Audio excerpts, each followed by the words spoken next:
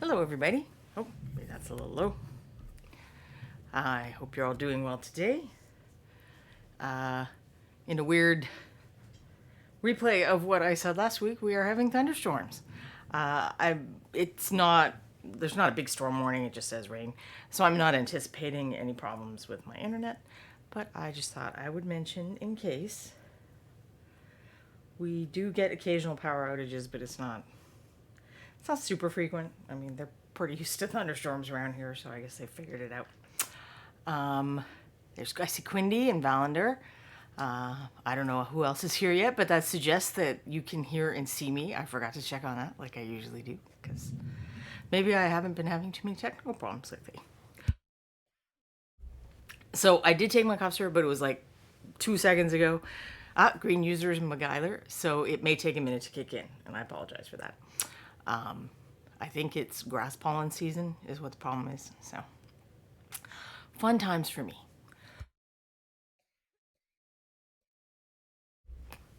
Also, that I'm down to like my last little bit, and the drugstore is out of it. So I'm hoping that their restock does not take very long.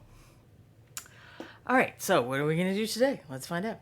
I was actually originally, and I'll probably mention this a couple times through the show because I know that people pop in and out.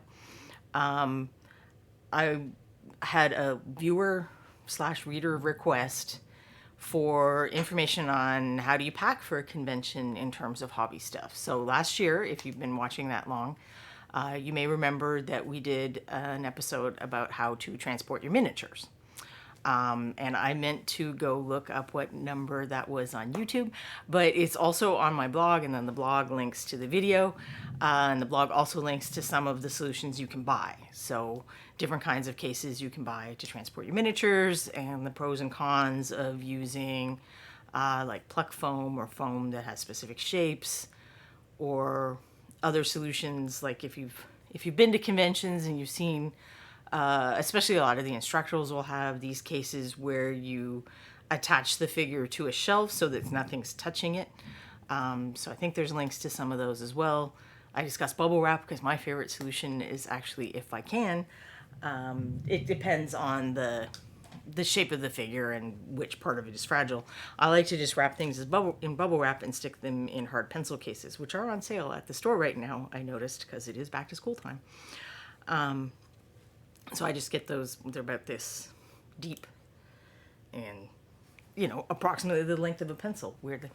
So I have a bunch of those, and I'll put things in there and then put a rubber band around them and toss them in my carry-on.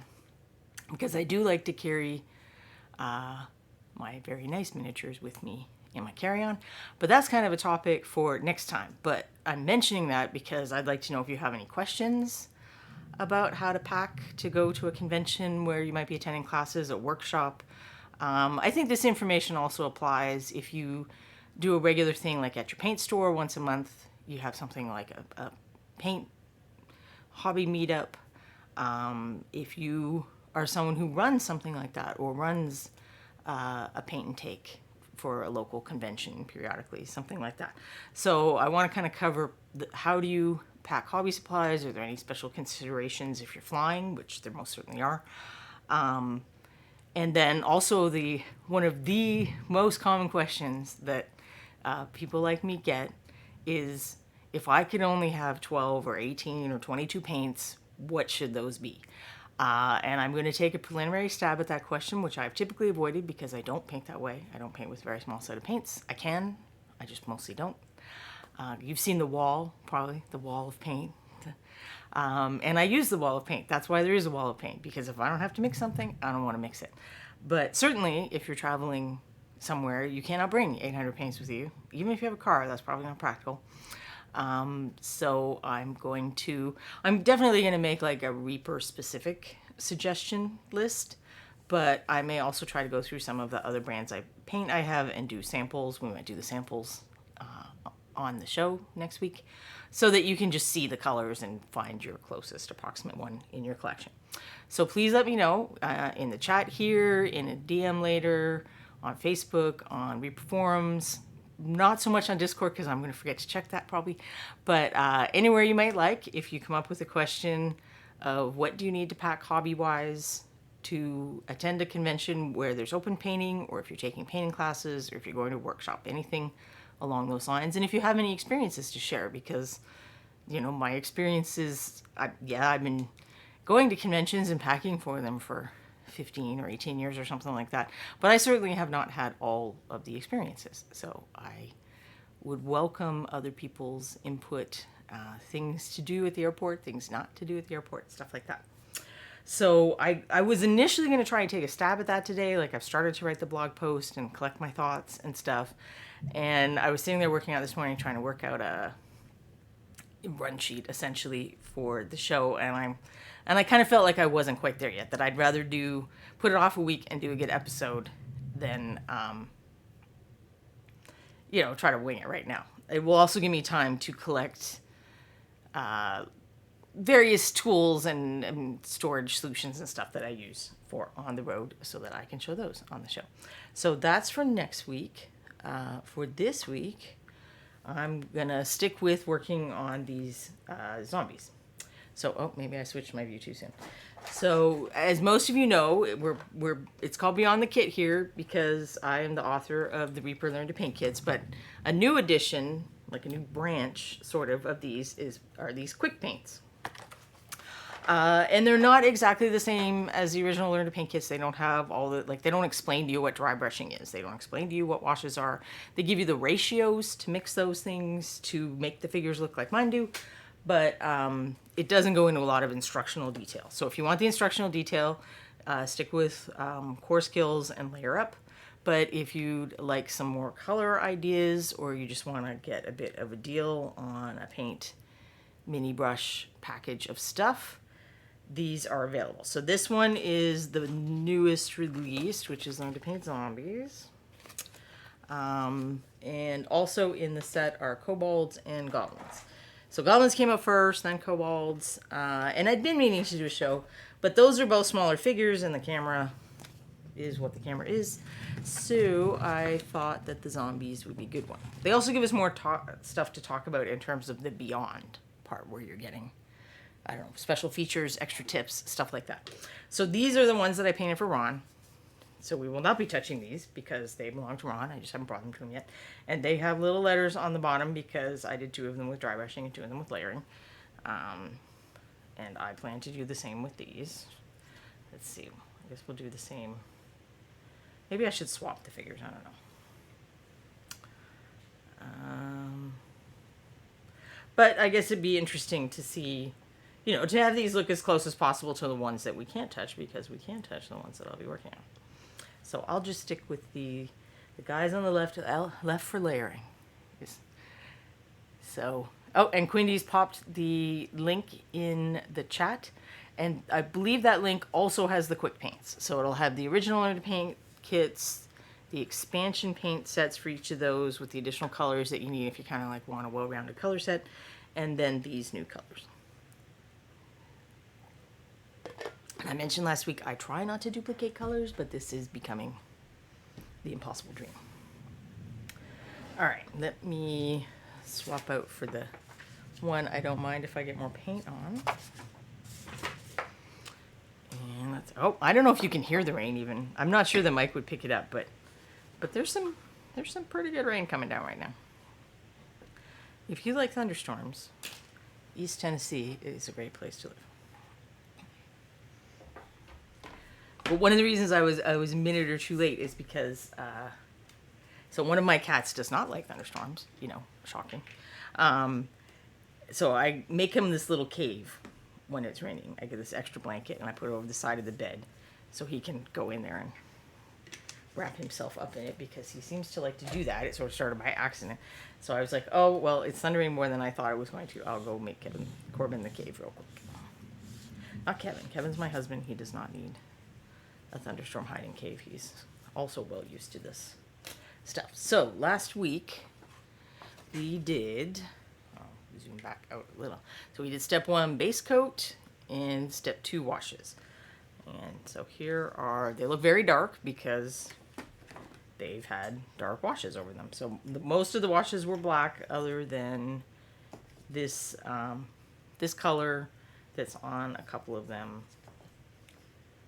used a lighter color wash.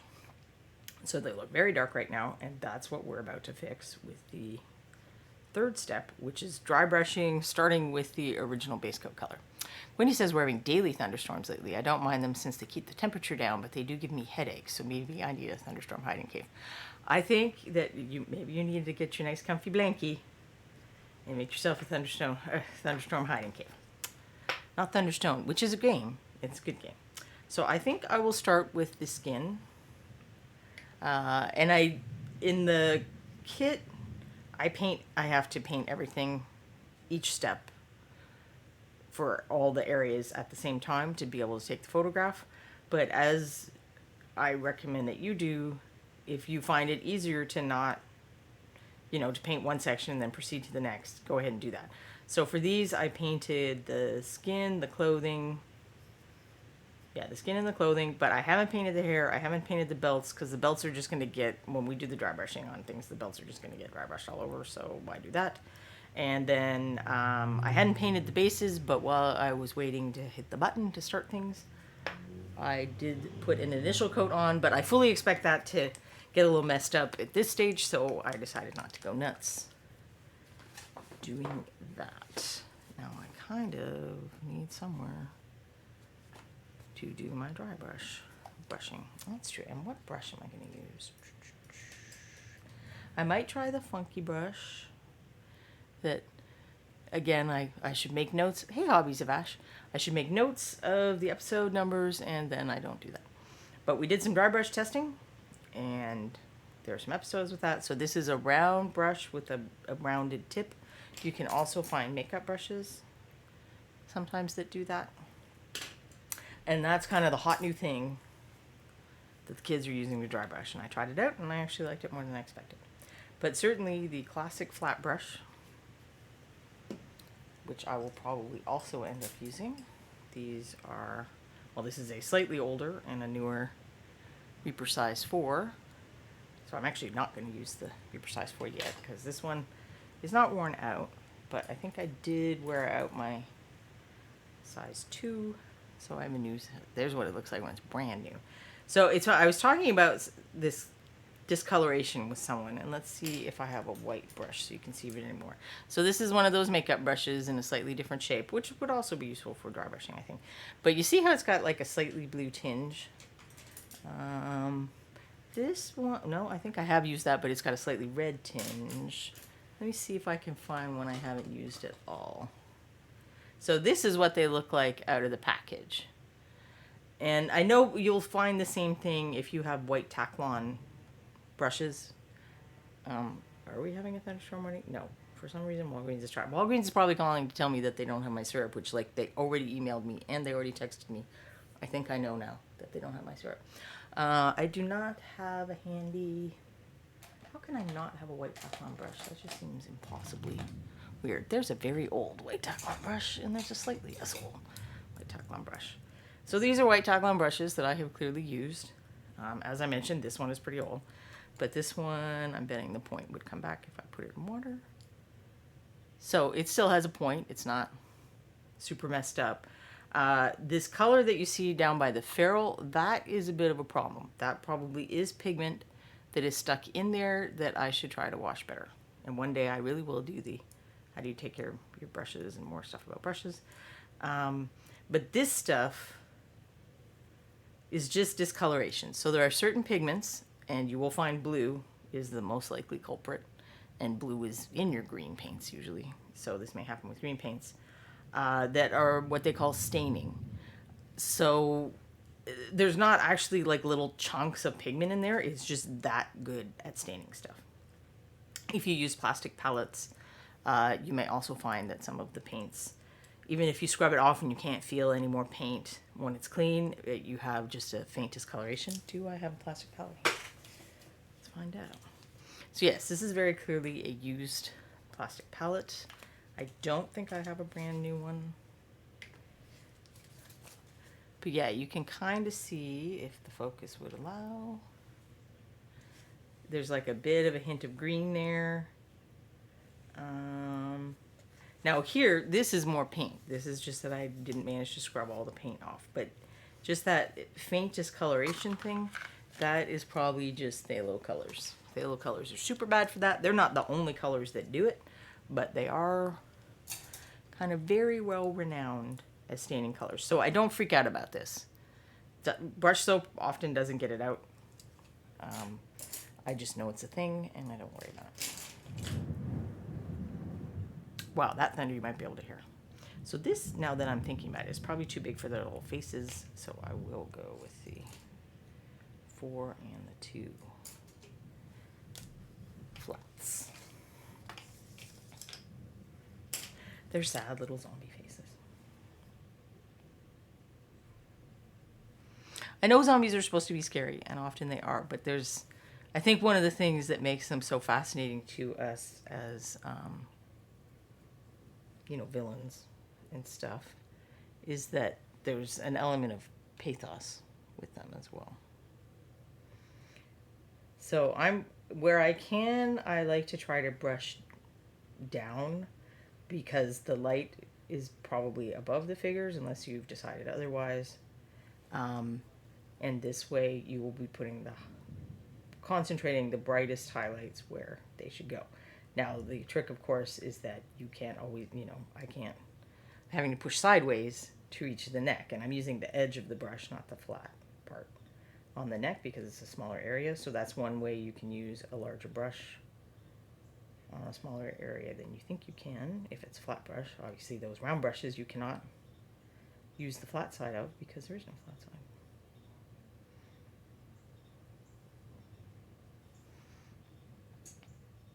Oh, I did have a blip. I see that I'm still connected. If someone could let me know whether that is still the case, I would appreciate that because my uninterruptible power supply blipped, but this computer is not actually on that. So, okay, Quindy says I'm good. The problem is that this computer is kind of in the middle of the room, and I only have so much stuff. Plus, an uninterruptible power supply is really just you should save your stuff and turn off your computer now. Fail safe. It's not you can stay on the internet streaming forever thing, because chances are good that if it blips, if the power really blips, it's going to take out my modem, and it doesn't matter what happens to the computer because I will have no connection.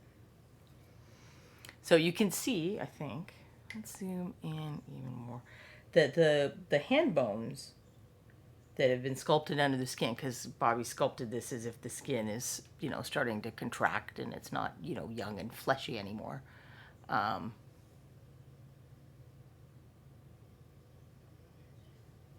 that's why we do the dry brushing, is to make sure we bring out all those cool shapes that the sculptors have given us.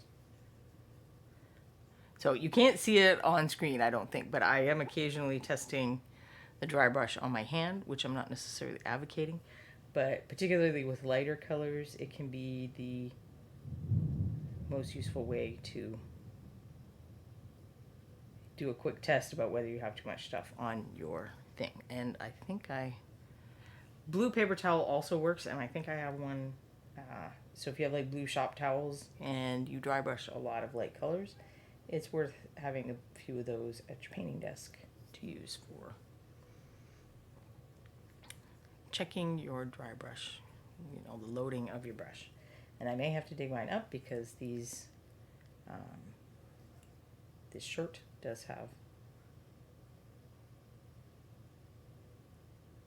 a light highlight, as does the gray, and then this gray stonework. I think I will be going up to white. I can't 100% remember. It's always kind of fun doing these because it's like, what did I say? I don't know. Let's find out together. I'm one of those people who can reread mysteries eventually. And by eventually, I mean like a year later. Not always, but often. All right. I'm going to switch to the smaller brush. Weirdly, the feet are like sometimes the hardest place to get. Valander says, UPS is battery backup. You have 10 to 15 minutes to shut everything down. My cable modem and computer on mine, when the computer shut down, keep the modem alive for about 2 hours, usually enough for the power to come back. Our modem may be on one. I can't remember right now. My husband's in IT, so he does think about some of these things. But usually we either have a blip like we did or the power is out. Like those are the two options. We rarely get the power is just out for 5 minutes kind of outage. Probably because if the power goes out, that means some tree somewhere has been knocked over. As frequently happens. So I'm just, since I got the small one out, I'm also checking that I got other places. And that is good enough for her. I have no idea if I was keeping in frame there. I will endeavor to do better at checking that. Oh, and the color I'm using is Gutter Grime. And that was one of the ones that got the black wash over it. And yes, this is also another dry brushing guy. Do all the dry brushing at once, and then I will do the layering. So since the main Learn to Paint kits, there's one that kind of talks more about dry brushing and one that kind of talks more about layering. I thought if it was possible, and it did turn out to be possible, I would include examples of both in the quick paint kits. Now, I can't say that that's always going to be the case for every kit, but it is something I endeavor to do where I can. I'm finding the light very glaring today. And it's not any more light than usual. I think I just am used to being able to put my lamp in a very specific orientation. So this guy has a whole little rotted jaw problem going on. I'm using the, I think it's wanting to focus on my finger. Let me see if I can keep my finger out of the way. Apologies for shaking the camera. I was trying to adjust the light so that you guys could see more, but I don't know if that's working. Do I need to bump the, maybe I'll bump this up just a little.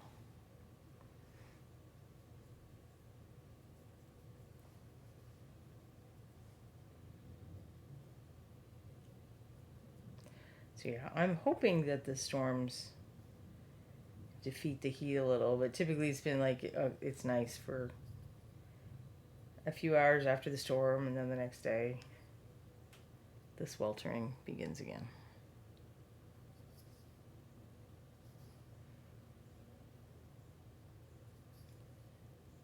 And so you can kind of see a little bit of those bones right now on this hand, but as I start doing this, you should be able to see more.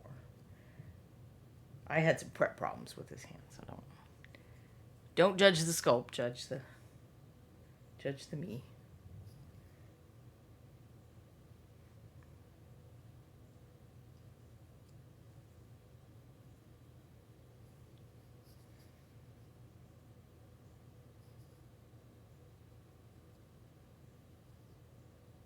Using the edge a bit more again.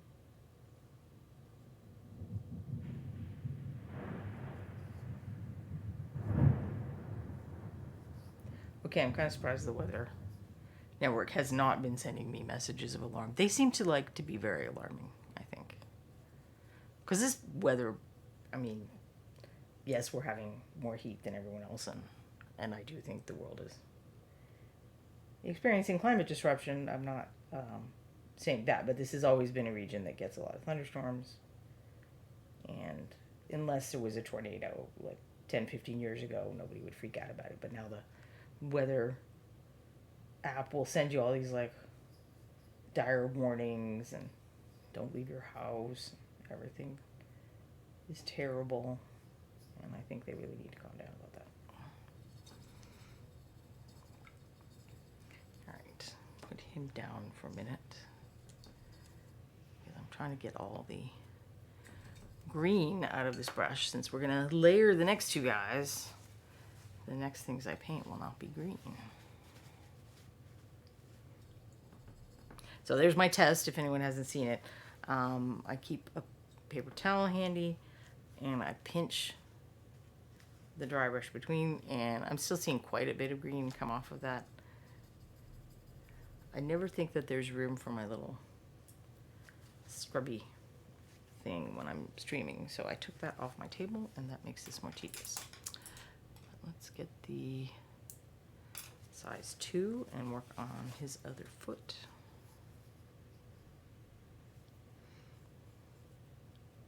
Oh, and then I forgot to mention, I also have all of the ones that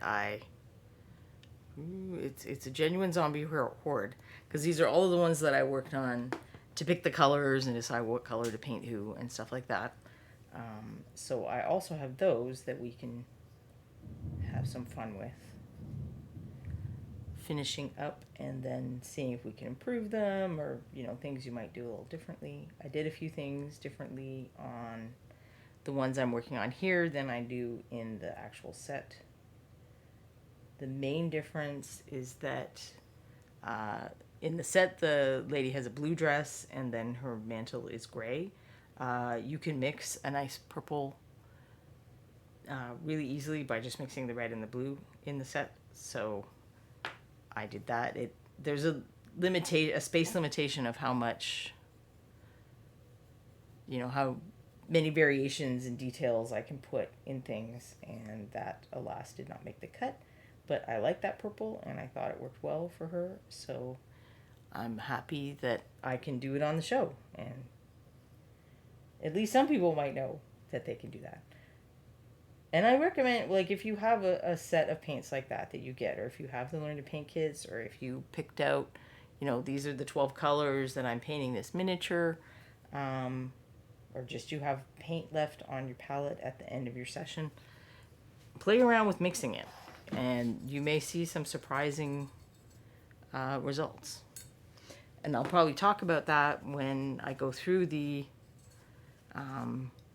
if you were to have, a small set of paints, a travel set of paints, I want to talk about how you mix with those, because most of the colors are not the kinds of colors that you're going to pick if you have a larger selection. You're going to have to mix some browns. You're going to have to mix some dull colors. If you were painting zombies, the colors that are going to be in the set, none of them are a zombie green. It's going to be a super bright green. So how do you make it more of a zombie green? Or green or whatever. I mean, zombies don't have to be green. The way I like to paint zombies, and I did try to figure out if I could do this with the kit, and I did not find a way to make it work, is I actually start with a normal human skin tone. So the base coat is a normal human skin tone. So this side of his head is a little more in shadow if we imagine the sun's coming down, but it's also got some interesting zombie unpleasantness. So I want to make sure to highlight it at least a little to accentuate the damage and zombification of the character. So sometimes you cheat a little with highlighting and shading to bring out parts that, if it was strictly, you had a reference photo with the light was exactly here, the light might not illuminate that. And conversely, sometimes you put something more into shadow to hide problems. Or because, one reason would be your story is, why does it not want to focus? Your story does not involve that part, so you don't want people spending too much time looking at it. And the other reason would be if you had a prep or assembly problem and you wanted to kind of hide that. If something is more shadowed, people don't look at it as much. We don't expect to see information in shadows, is how one of my drawing instructors put it. And I can give you an example of that from these guys that we painted a few weeks ago. So if you look at this one, which was, I did a wash all over and then dry brush the scales. So this will be 3 or 4 episodes ago. You can see that this glue join pretty clearly. This one is kind of if I were to try and improve that figure, what would I do? And you can't see that joint as much because one of the things I did was add shadow I did it to create form, so to make it, because If the sun was coming up here, his snake butt, as I like to call it, would be shadowed. But it had the side benefit of covering up or distracting from, I guess it doesn't cover up, that joint. So if I didn't want to deal with it, and it's in a place where I can put more shadows, that is a good way to solve that problem. We call that paint plastic surgery. Or that's the kind of thing you do with paint plastic surgery, is you accent her. I've had figures where the face was quite round, and I used painted shadows and highlights to suggest more cheekbones than had been sculpted in. That's another example of paint plastic surgery. I mean, there are painters who are talented enough that they can actually sort of change the shape of a face by doing something like that. And it is how you would mess around with expressions. There are limits on how much you can mess around with expressions. I mean, like expressions of emotions. Because a lot of what makes an expression is structural. So, like if you're going in fear or surprise, your mouth is open, and I can't take a figure where the mouth is closed in the sculpt and paint it to look open. Like you would have to convert or start with a figure that looks, afraid or surprised. But you can kind of tweak a more neutral expression to look like more angry or more happy or more sad, if you're familiar with the anatomical things that are happening with those expressions, and you can manipulate paint a little bit. And that's all just highlighting and shading.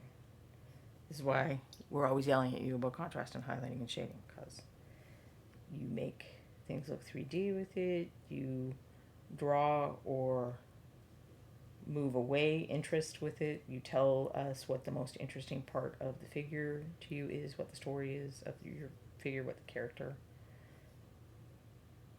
And then you can even do stuff like try to make their expression fit a little more, which is one reason that I recommend. So I there are people on the internet that love old school figures. I'm even on some Facebook group for old school figures, and by old school I mean like Ralph Partha, original Citadel, Grenadier, stuff from the glory days of Dungeons and Dragons. And there are some fantastic figures there. But they had a lot more limitations in what they could do in terms of the technology and the materials that were available. The scale is smaller, and it's funny that, just the difference between a true 25 millimeter and a 30 or 32 millimeter, like you wouldn't think 5 millimeters is very much, but it gives the sculptors so much more room to create expressions and add little details. And then, of course, all the sculptors have been studying and learning and improving their craft all these many years. So if you can, even if you love those kinds of figures, I recommend doing at least some practice on newer figures that have better anatomy, clearer anatomy, because some of this anatomical stuff I just learned by painting figures. Like I didn't start studying traditional art stuff until, I don't know, 5 or 6 years ago. And I have not actually studied anatomy. People mention stuff in passing, and I guess I've picked up a few things. But a lot of what I learned, like I was doing paint plastic surgery before I studied regular art, because I had painted figures that were sculpted well, and it taught me that, there's normally this here, and I'm not seeing it on this figure. Maybe I should try to create the illusion that it is there with making the paint lighter and darker where I normally would on a figure that does have that sculpted in. If that makes sense.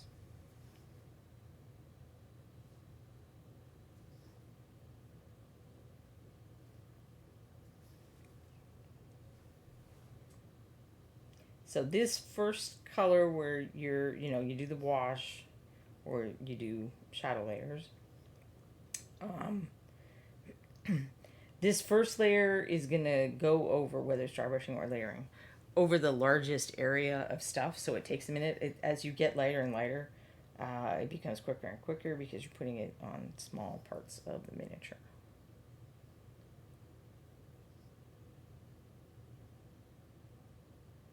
But I always like to make sure that I've gotten it back to the mid-tone color and that I have paid some attention to where that mid-tone color should be showing compared to the shadow color.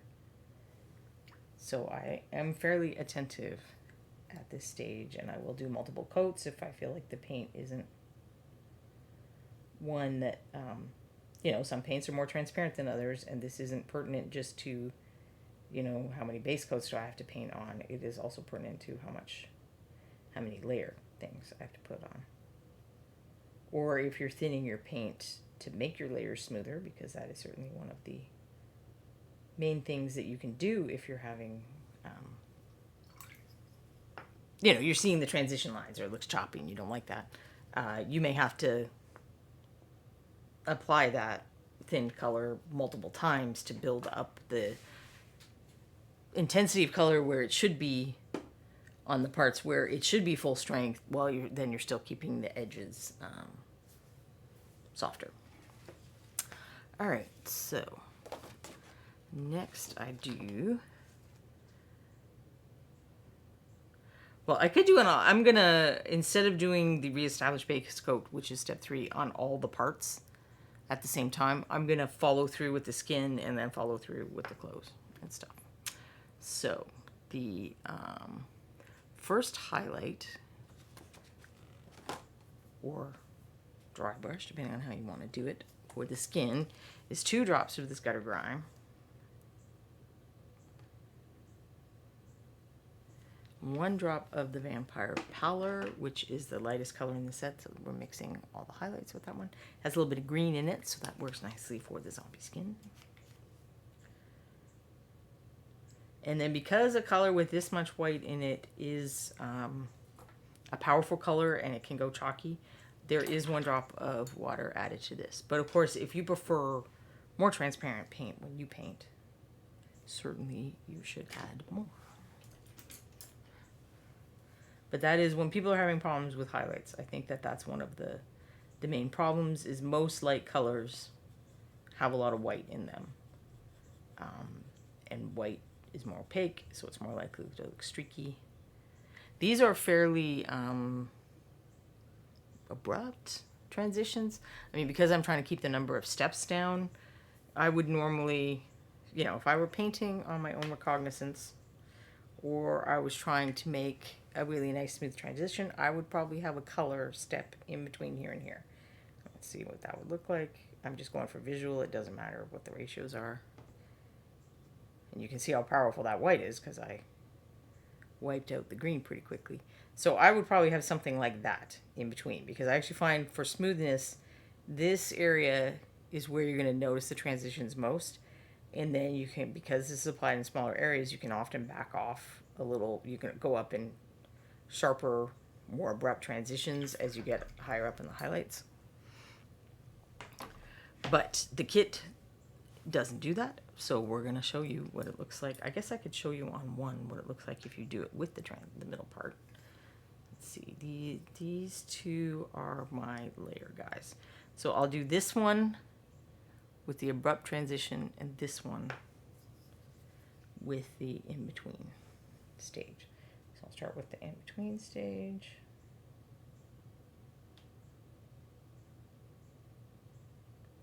Because if you're a long-time viewer, you know we like to experiment here. I feel like it's dark again. Do not know what's happening. Maybe it's because there's so little sunlight in the room today because of all the storms and whatnot. If that is glaring out on your screen, please let me know, and I will dial it back down.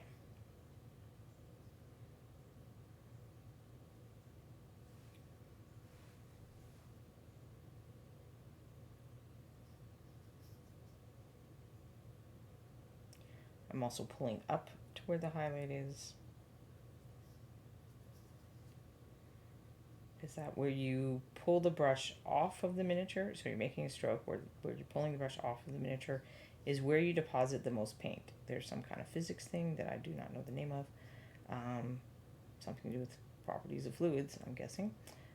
that makes that happen. So if you pull the highlight towards where you want it lighter, you're working with the way the fluid dynamics works.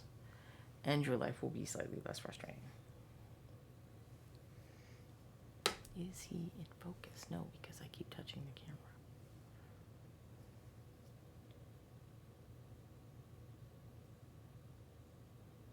Oh, it sounds like the thunder may be taking a break at least, even if it's gone completely. I like to emphasize those little ankle bones, particularly on this kind of figure where, you know, his bone structure is more obvious because he's got sunken skin and all that good stuff.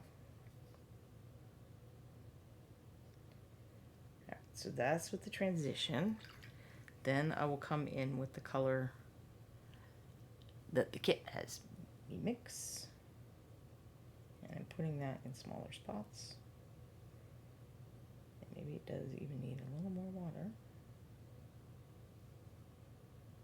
So it's nice because you're getting like good contrast, but that's ever the struggle, right? The contrast versus the smoothness of transitions.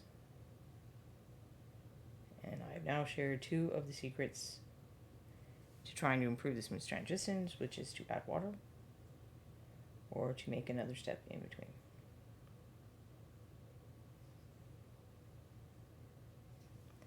So this is still, it's a little stark. I could come in with that previous color and kind of work on the transitions a little.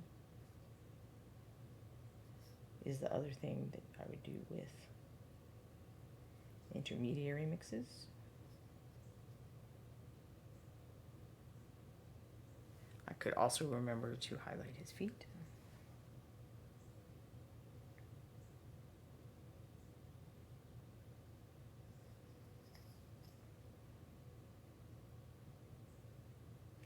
I have to decide, do I want to go down to all those toes? Because they're kind of turning down. So I might just want to get like the top bit, but not. Still trying to reflect what light is doing.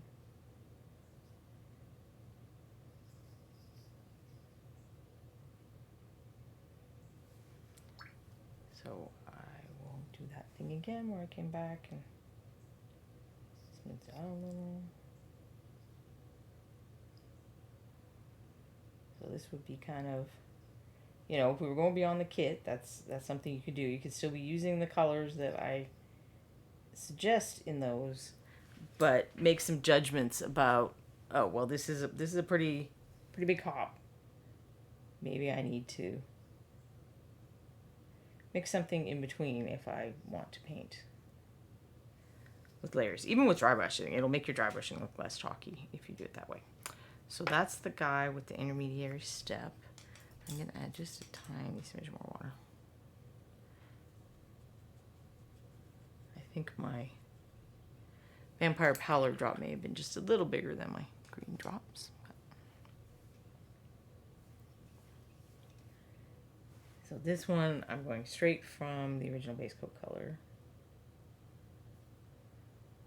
The difference may or may not appear on camera. It occurs to me now, but we'll find out.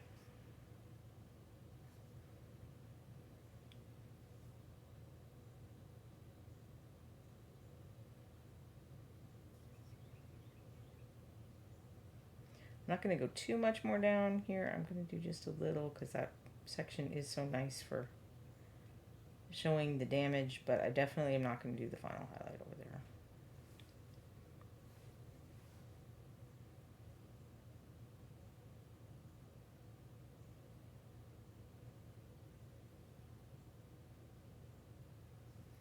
You can also do the kind of stippling. Then if it's, you know, the edge is broken up, that also helps things not look as stark.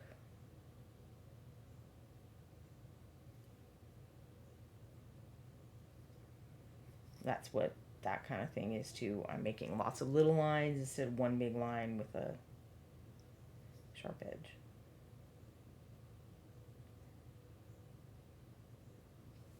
I don't know if I put enough of that original. So this is the original color. I just think I didn't put any in that section originally, when I should have.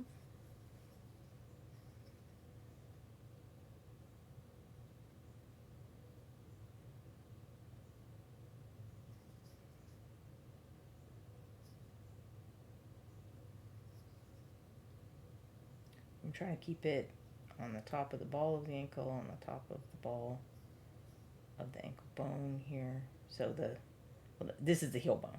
Right? So the ankle bone, trying to keep it on the top. It's a sphere. The light would be reflecting off the top. And then the heel bone is also kind of a sphere.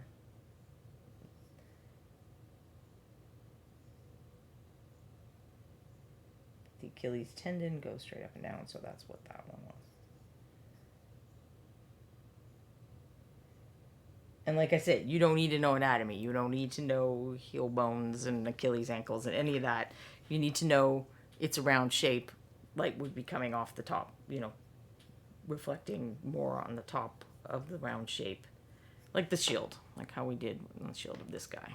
So if you think of this as a half of a sphere, light's going to be hitting here and this part is going to be shadowed. It's the ankle bone is the same thing on this guy, just a lot smaller. So you just need a little dot. All right, so let's compare our two contestants of layering. So I would say that I do think this one the transitions are less choppy. And that is the power of the intermediary step. Out of curiosity, where's my original guy? Because look at his hand. Yeah, okay. It's about the same. So, if you put the paint in the right place, the choppiness actually won't look as bad. So there's a style of painting called the Dallimore style or the Foundry style, and it's for people who paint wargaming miniatures, like historical wargaming miniatures, and lots of them. And he just has like 3 layers, I think. So it'll be like the black, you prime the miniatures black, then you have your darkest color, your mid-tone, and your highlight. And those are all painted on as layers, and he's just fairly precise about where he puts them. So the black stays in the crevices to be the lining in extreme shadow. And then the other color, I mean, the edges are there. Like, it's a style with the edges. So if you want to look it up on the web, Dallimore, Dallimore, or Foundry, which is a UK miniatures company that makes these historical miniatures. And it's very cleverly done. Like, if you just look at one super close up, you're going to see all these transition lines. But if you look at them like as a group or as a unit, or you're not looking, you're looking at a regular size photo or the figure life size, it looks pretty cool, and it's a lot faster than, if you can paint precisely, it's a lot faster. I never actually tried it because I'm not that precise a painter. Like, leaving the black in the crevices doesn't always work for me. I have to go back in and add later. But it's probably a good way to paint to become a painter with more precision. All right, let's look at our dry brush buddies. And since I made that mix, I will go ahead and do the same thing. I will dry brush the female zombies skin with that extra step, and do the males with just the color that's in the set. You guys are very quiet today. Makes me nervous. Are you listening? Are you out there? Am I super boring? Do you hate zombies? I don't know. I'm not going to say they're my favorite. The whole zombie thing took over popular culture, like, kind of a lot for a while there. It was a lot. It was a lot of zombie if you're not, like, a crazy zombie fan, which I'm not. Like, I don't hate them. I'll watch the occasional zombie movie or whatever, but I guess it's just not my preferred post-apocalypse. I prefer something like The Stand, where germs wipe everyone out, and then you just dealing with the last few people and their problems. Which I guess is what zombies are. That it's just the problem is then you have all these dead people running around being annoying. So I guess maybe what I really mean is I prefer different post-apocalyptic problems. Actually, I'll be honest, I don't love post-apocalyptic as a genre. I'm not a happy person. As a rule, I'd rather watch more diverting things, I guess. I like to be entertained and diverted from the troubles of the world. Which I would have to say post-apocalyptic isn't quite doing, since we're in the prologue of the apocalyptic novel. Alright, so that is the middle transition. I'm not going to wash that paint out since I'm just going up another, in the same set of colors. Keeping the other paint in can actually be advantageous unless your brush is starting to get dusty and caked up, because it can help make nicer transitions. You can see the value of contrast. Quindy is very disappointed that she doesn't have a zombie. There's no zombie mode in this? You're saying all of Twitch doesn't have a zombie mode. This seems very implausible. Like, aren't there roughly 1 million zombie video games? Did I misunderstand? I was pretty sure there were roughly 1 million zombie video games. Some of which I've had fun. I'm trying to remember. There was one where you're like in a mall and you can like cook things in the food court that help you, and you can get like cans of pop and books and throw them at the zombies and like ride a lawnmower and stuff. It's very hilarious. I mean, I'm terrible at it. We never got very far to find out what happens. There's a part where you have to ride a mower, I think. And I believe both my husband and I failed to make it past this part to find out what happens in the rest of the story. But it did crack me up a lot, wandering around the mall, trying to find out things I could do. Things I could use to annoy zombies.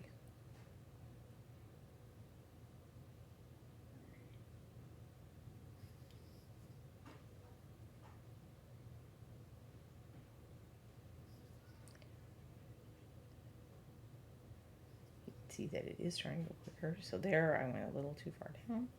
But the paint was wet enough that I was able to just get rid of it. So I'm just going to do like the little tippy tips of her toes. The dress is hiding her feet, so I really don't want to go nuts highlighting them. I feel like she maybe needs just a little more. Okay, so people, I thought I was hearing a sad cat meow, which is something I might have to address, but it's people outside.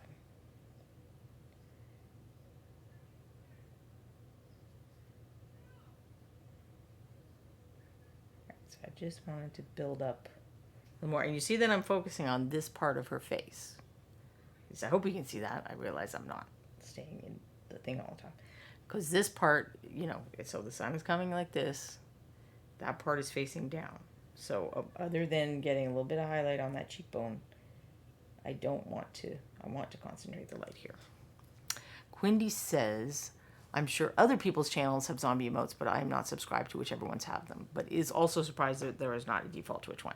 Yes, this is my surprise. I figured that so many people doing what Twitch was originally designed to do would be playing zombie games that Twitch would just put a zombie emote in. And also, I mean, like, we use it as a phrase in everyday, I'm feeling like a zombie, haven't had my coffee, that kind of thing.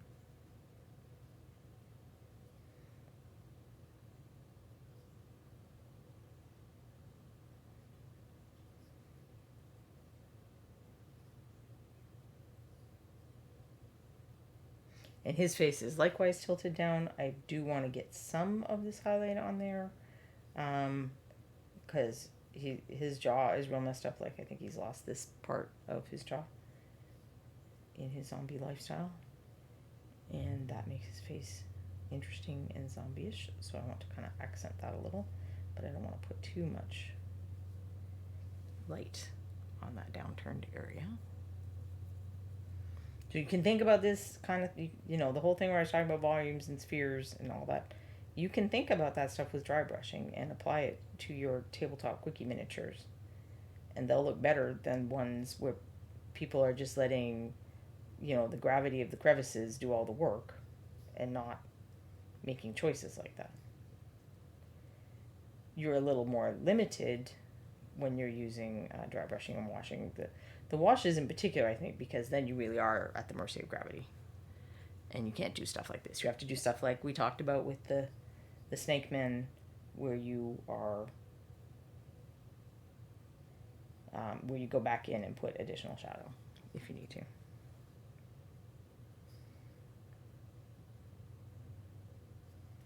But the dry brushing, a lot of times you can, try to orient your brush, use a smaller brush in some places with the lighter colors, do other tricks to have some control over where the lighter colors are going.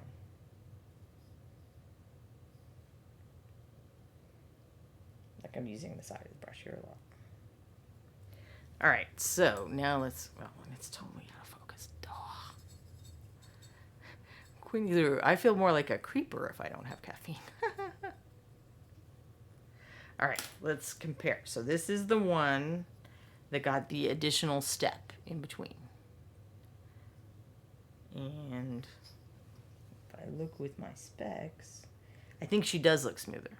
In fact, I think it's not even entirely obvious in some spots that it is dry brushing because I did that intermediary step.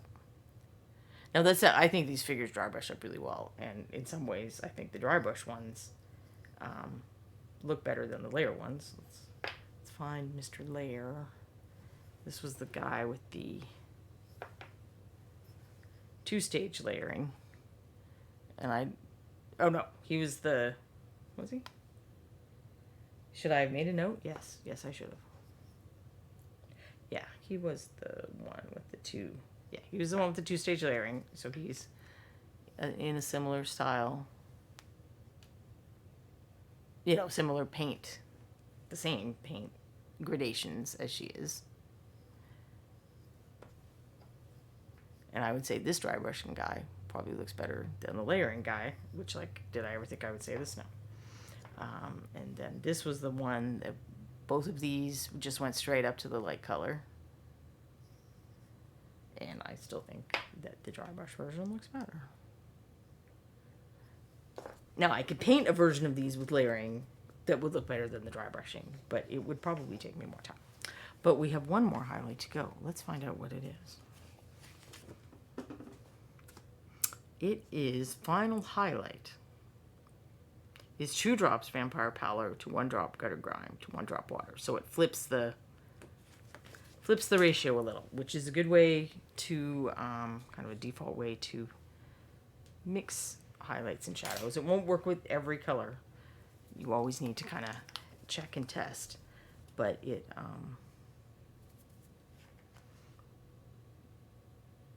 is a good guidepost. So that's the base coat or the initial highlight, depending on how you want to look at it, was the Gutter Grime. And we did 2 of this and 1 of this, and now I'm doing 2 of this and 1 of this. So that's what I mean by it's a good ratio guide. And then depending on the value of the object or whatever, I might go straight this. But that kind of ratio system, I know people love the ratios. They're always asking us about the ratios. It's not going to work for every color because of what I said before about, the colors with white can be more potent. Or just some colors are way weaker than you would expect. Others are way stronger. So the ratio system isn't going to always work because of that. And I'll show you the palette so you can see the transitions. I'll zoom out and then show you the palette. Let's put a little more of this original. So that was kind of the starting point.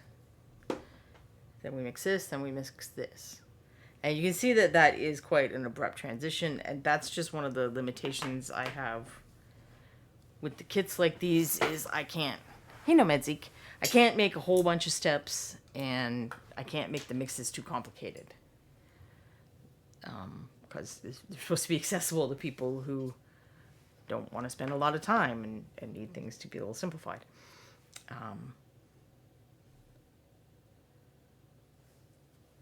So that is what it is. So this is the final highlight according to the kit. Later we may assess whether it would look cool if we did just Vampire Pallor in some spots. I'm not sure that it would. I think it might We're going to use that on the eyes. It might detract from the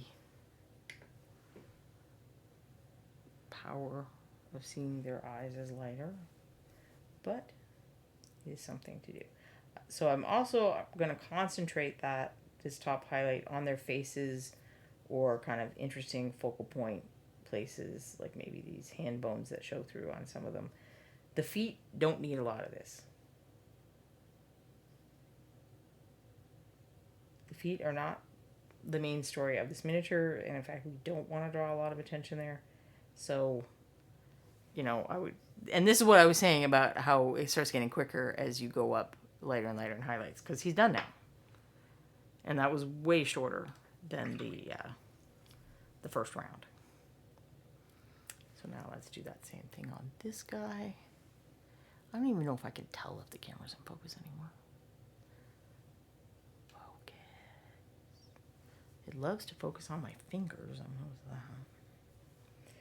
And I just assumed it didn't. You don't need to see all my pores and whatnot. And same thing, I'm going to concentrate on his face.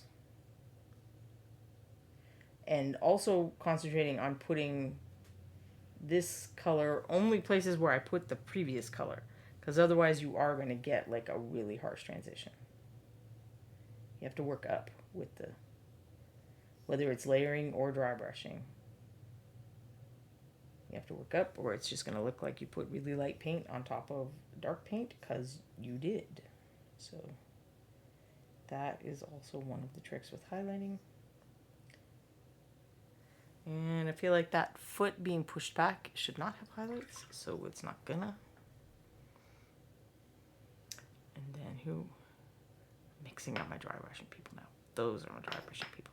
This is why I put them off to the side in the correct orientation, because I knew that my brain would be like, what did we decide? I don't know.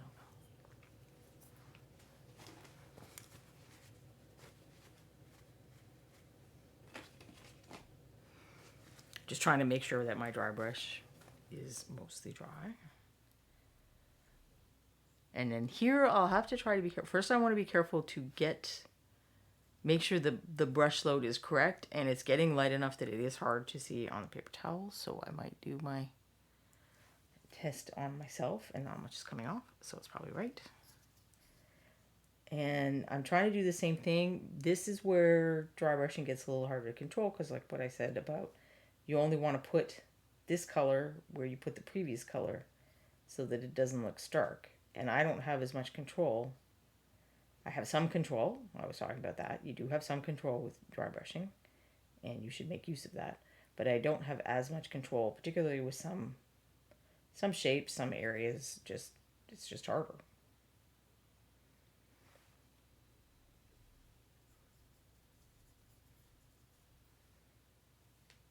And there I did still see a little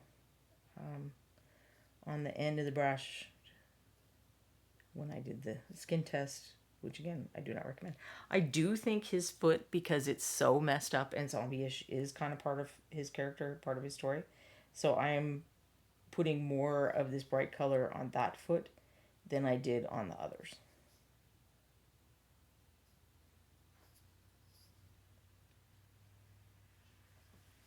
Also, it's seen more like that bright color. You're going to see it more at the back. There's no face to be a focal point at the back, so I don't consider it as much of a problem to have a little bit of a distraction on the back. Well, now I don't know if you can hear weird beeping, because I don't know what's happening. I didn't think we had construction in my neighborhood, so I do not know why we have the beep beep machine again. We had the beep beep machine for months, and I was not a fan. During the construction.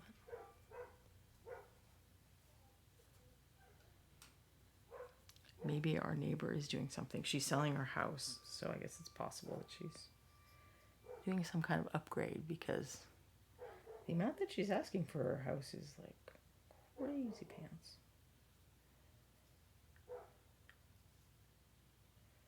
But I guess that's real estate right now, right? So like I talked about, I'm concentrating the lighter parts there. And you can see that it adds just that little bit more having the brighter highlight. This is why we like the contrast. The shadows, the washes and stuff help define the shapes of things, and the highlights give it that little pop that makes people want to look at it. This is why we talk about contrast. And speaking of feedback and contrast and whatnot, tomorrow I will be on the Crow's Nest talking with Michael and Jason about the MSP Open. So that is the painting contest at Reaper, as I imagine many of you know. But I brought, just to have some sort of visual aid, this is the kind of medal that you can receive in that contest. There are gold, bronze, and silver ones, and then also certificate of merit. And I don't know if I think they do the ribbon every year. They do, so they mix it up every year. The medals are not always 100% the same for the entire run, but they're always cool. So there's that. So if you have questions about entering the contest, if you don't understand how it works, if you just want to listen to Michael and I ramble, tomorrow is a good day to show up and watch the Crow's Nest right here on Reaper at, I believe, 5 p.m. Quindy will correct me if I'm wrong. So, I mean, if you have questions now, feel free to mention, so I can tell Michael that this is a question that somebody had. And I already did these dudes, right? Yeah, we're done the skin. So I just wanted to let you all know about that. If you can let other people know. Wendy confirms 5 p.m. Central, Reaper time. I'm in a different time, so I always check with Wendy because I will say the wrong thing. But the MSP Open, if someone says I'm flexing, Red Band, Mask Bandit, I'm not allowed. Okay, I'm not allowed to win silver medals anymore. And but what I mean by that is I'm in there's kind of a what do we call it, MSP medalist group, and getting nominated into that is an honor. It means that your work overall is considered to have a very high standard, and also that you've made some contributions to the community. So there's several elements that go into that, and only one person at most is added per year. We don't have to vote someone in every year, but we can't vote more than one person in every year. But the downside of being in the MSP medalist is if whatever I bring and put in the contest isn't worth a gold medal, I just get nothing. Like I have to go gold or go home. So that's it's kind of a flex. It's kind of a downside. I don't know. But I'm one of the judges. Michael is what they call the executive director. So he's like the head judge. He puts together a lot of stuff for the contest. He works with the volunteers who help you submit your miniatures and take photographs of your miniatures. And then he works with all of us judges, and he reminds us that we're to be encouraging. And one of the features is you can get feedback. Although, as I'm sure I will say again tomorrow, and I've said here before, get your feedback in advance. You don't need to have your exact judges to have feedback, particularly if you place anywhere from kind of middle silver score down. Any given 3 judges are likely to hit the same points that your actual judges would. And there are people who aren't judges in the artist alley, and they have good insights into painting miniatures as well. So if you avoid the rush, because we announce the results Saturday evening. There may or may not be feedback directly after the contest because everybody's exhausted by then.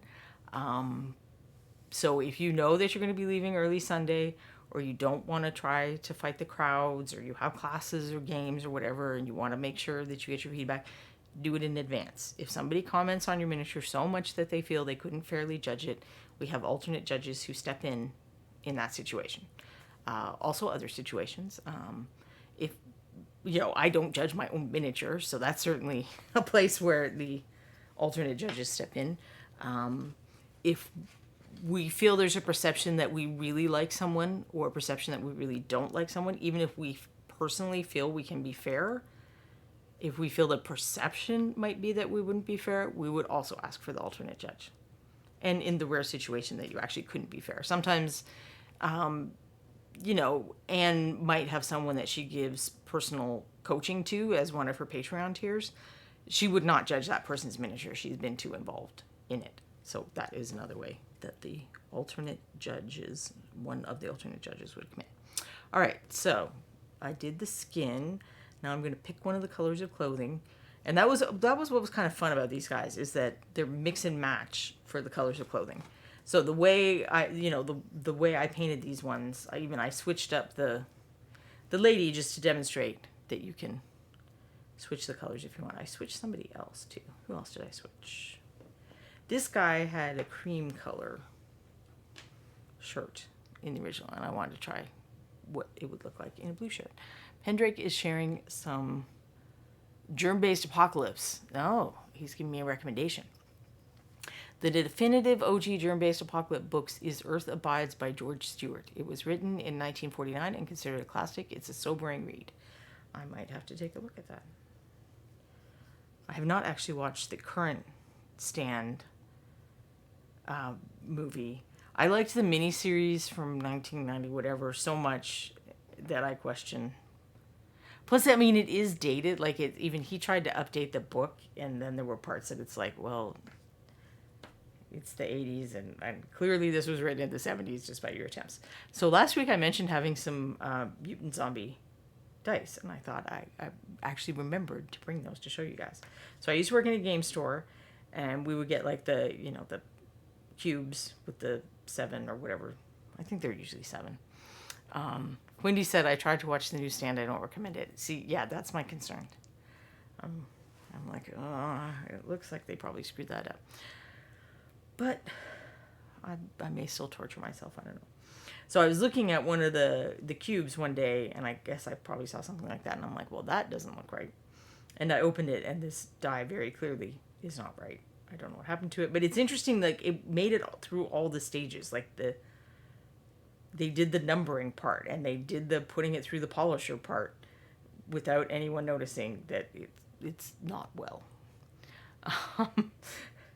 But I liked it, so we broke the rest of the setup to sell the singles, and I bought this one. And then this one isn't as obviously damaged, although I also managed to spot it in the dice cube for some reason.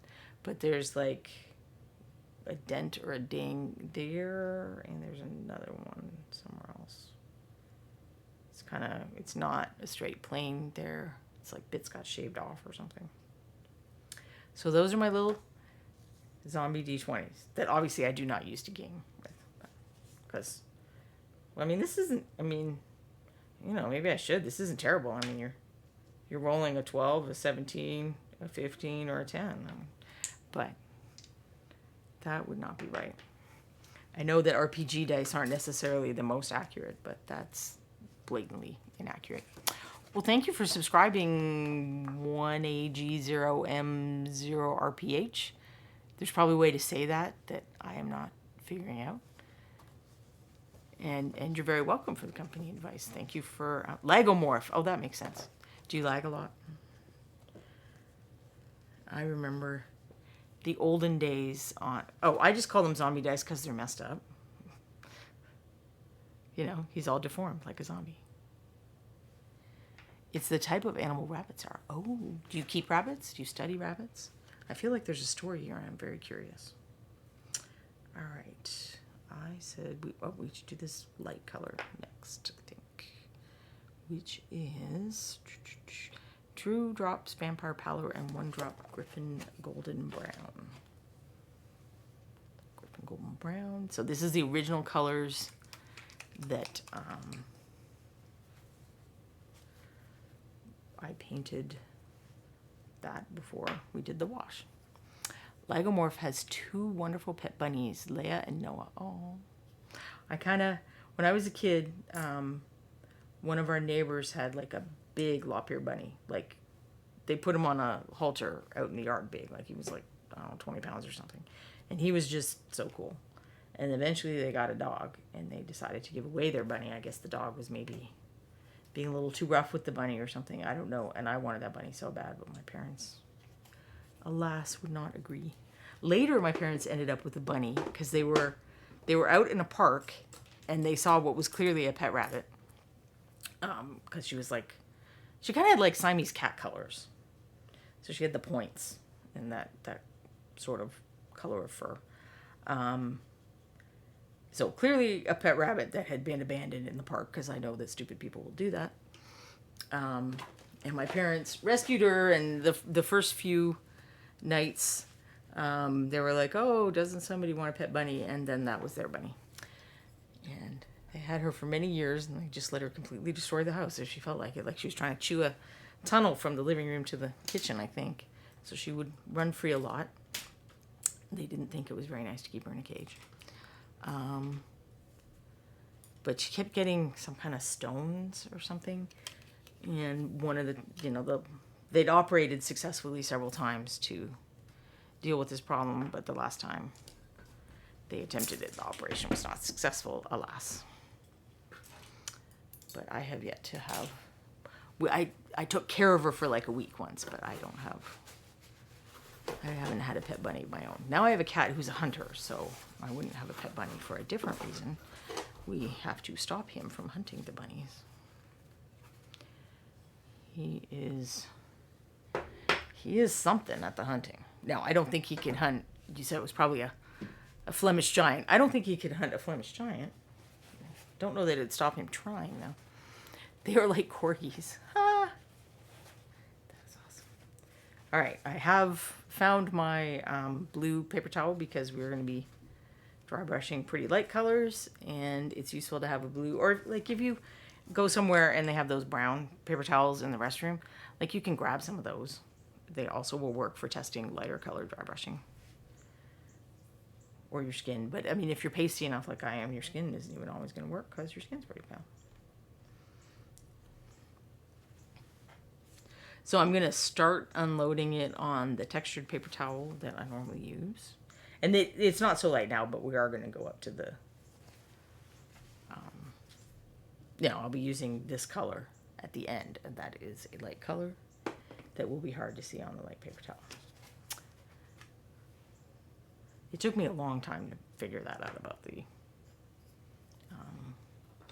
using the blue paper towel to test your light color dry brushes, but now that I have figured out, I thought I would share it in case anyone else is slow like me. So there are some tide lines from the wash, well, a combination of the wash and the mold line that I didn't get rid of all of. But it is my hope that this stage will cover a lot of that up. And then it is also my hope that we will just say, well, it's a zombie. It's not like he goes to the laundromat very often. So that is just part of the stains from his zombie lifestyle. I'm going to do that thing where I'm trying to use the direction of the brush again. I want to get the paint on top of these folds, so I'm pulling the brush down towards them. I think I zoomed out when I was showing you my zombie dice.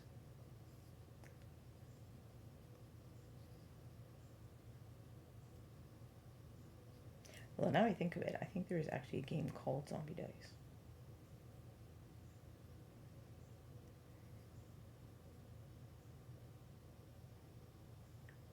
That has specific, like the dice have specific faces on them, so that, depending on what you roll is what happens to you that turn. There are some more tide lines here, and I don't know if I can blame those ones on the mold lines.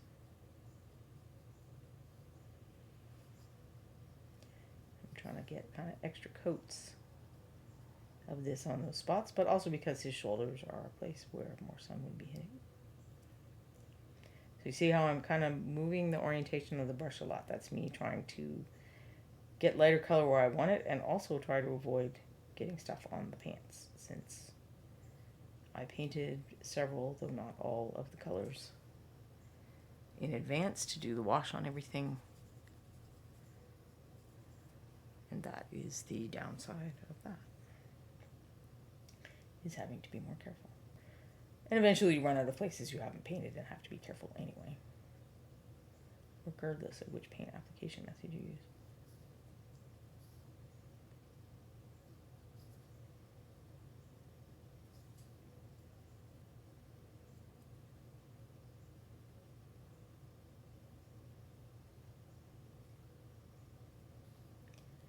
And as with the skin, this is the kind of the mid-tone, reestablishing the mid-tone stage. So this goes over a large area of the figure and is something that all the highlights will be built on top of.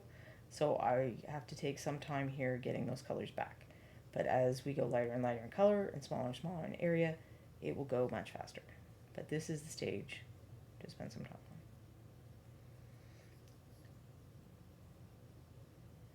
And then I have to dry brush the lady, but we're going to use the smaller brush for that.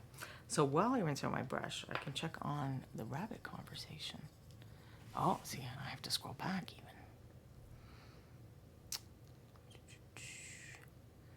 A friend of mine used to be a vegetarian. Her cat would catch rodents and leave them by her stove. He thought she wasn't being healthy. Yeah, Corbin, I think he was trying to teach us how to hunt. He was trying to teach the other cat how to hunt at first. And she was found very young, and she never learned how to do any of that. So he was so perplexed by her very strange moves. And she does this like weird sideways thing when she's playing or pretending to hunt. And he was just like, okay, then I guess I'm in charge of this, and you don't try that anymore.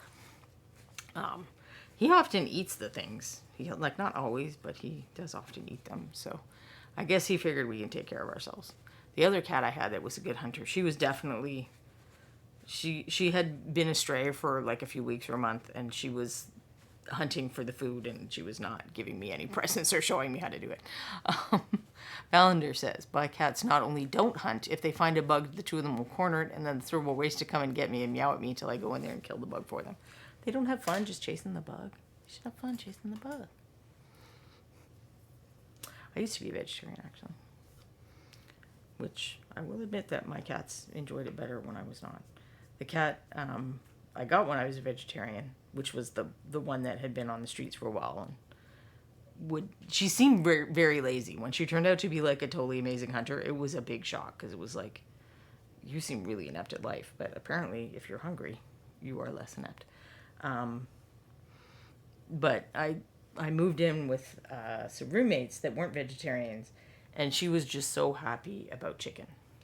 Like, we had to get a garbage can with a lid, because one time we came in the room and we found her butt up in the garbage can looking for the chicken bones. It's like, well, you're not supposed to have chicken bones, so no.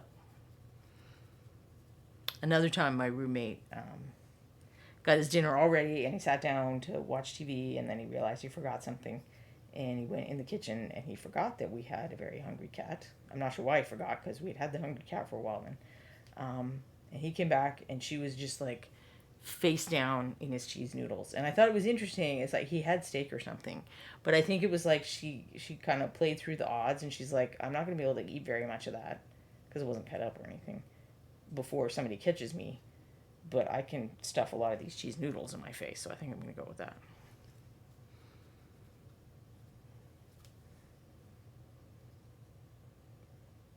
Also, we kind of called her Carbo Kitty, because she would attempt to get many of the carbs. Eventually, she got diabetes even, which I guess maybe we let her get too many of the carbs. But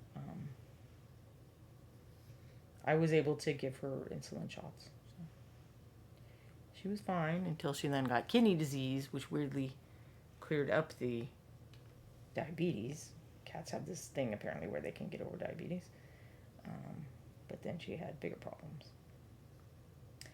But she was my very sweet little kitty. She was kind of a dog cat. She would come when you called her. She wanted to be with you all the time. I mean, you couldn't walk her, which we kind of do with our current cat. But apart from that, she was the dog cat. All right, so I think I took that color off both the layering guys. So alas, we will not be seeing an example of that color with layering, because I wanted to mix it up a little. But what is my next color? Hunger is an amazing motivator. Yes, it is. It is for the cats. Although then they'll like annoy us unmercifully when it's like we know exactly when feeding time is, because like either on the nose or like a few minutes before that they're like, hello, it is food time now, where is the food, where is the food? And but then we'll feed them and they're clearly not very hungry because they don't eat much of the food. So my next highlight is, that is called Shirt. 3 drops Vampire Pallor and 1 drop Griffin Golden Brown. Now, what I can't really explain it easily in a thing, but if you already have your little pool, you can just add the additional. So this was 2 drops of the Vampire Pallor to 1 drop of Golden Griffin Brown. So I can just add an additional drop to this. I don't have to go mix up a thing. I mean, I could, but part of what I'm doing here is trying to give you the cheat code. Well, not the cheat code. The bonus features, extra content. For these quick paints, and that is one of the things I would say is extra content, is that most of the mixes are just add another drop or 2 of the lighter color, so you can just add it to the previous one and then start doing stuff.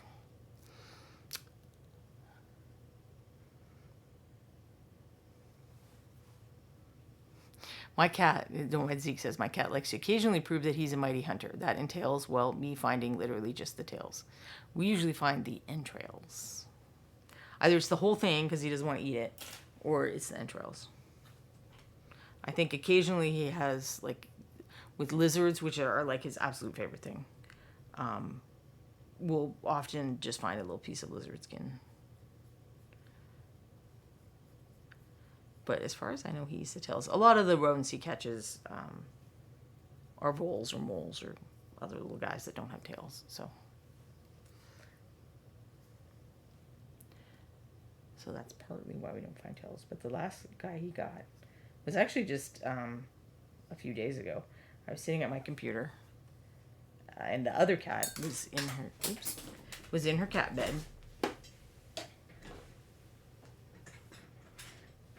I don't have another one of these, so I didn't have to go find that one. And I was hearing all this shuffling, and I thought, well, maybe Corbin's playing with one of his toys. But he's really, because he's such a good hunter, and he lived on the street, and he had to hunt so much, it's like anything else is a pale substitute. Like, he just does not get into toys unless they're human operated, and even then, he's very lazy about it.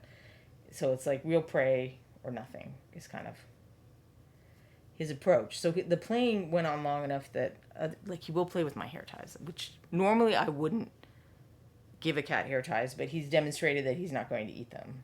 He just wants to play with them. It's the only toy he likes. So the other night he's playing and I'm like, well, it's been like 10 minutes. There's no way he's going to play with a hair tie for 10 minutes. So I want to go find out what he's doing, because maybe it involves destroying something that I don't want him to destroy. And then I walked over, and there was a little mouse. And this mouse looked dead. Like, this playing dead thing. Like, he's touching it with his foot. And I'm like, yeah, I think this mouse is done. So I don't have to do anything, because this mouse is done. And I'll just kind of make a mental note of where it is so I don't step on it in the morning, and we'll fix it tomorrow. And then I went to brush my teeth, and I came back out, and there was no more mouse. And he was over in another part of the room, clearly looking for the mouse. And I'm like, so playing dead. They are very, very good at that. And they can fool me and the cat. So then I wasn't sure if he got it, but I'm like, so I tried flushing it out for him. Like, there was like something that was leaning against the wall, and I'm like, well, I'll move it and see if the dead body is there, or if it will at least come out so he can finish this. And nothing happened, so I'm like, all right, fine, I'm just going to bed. And then I woke up the next morning, there was like this little... It was hard to see, too, because we got a floor that kind of covers up cat nonsense and general debris. But there was this little pool of, like, I'm pretty sure it was, like, the intestine and the liver and whatever other parts are maybe less delicious. I'm like, okay, I guess you found that mouse.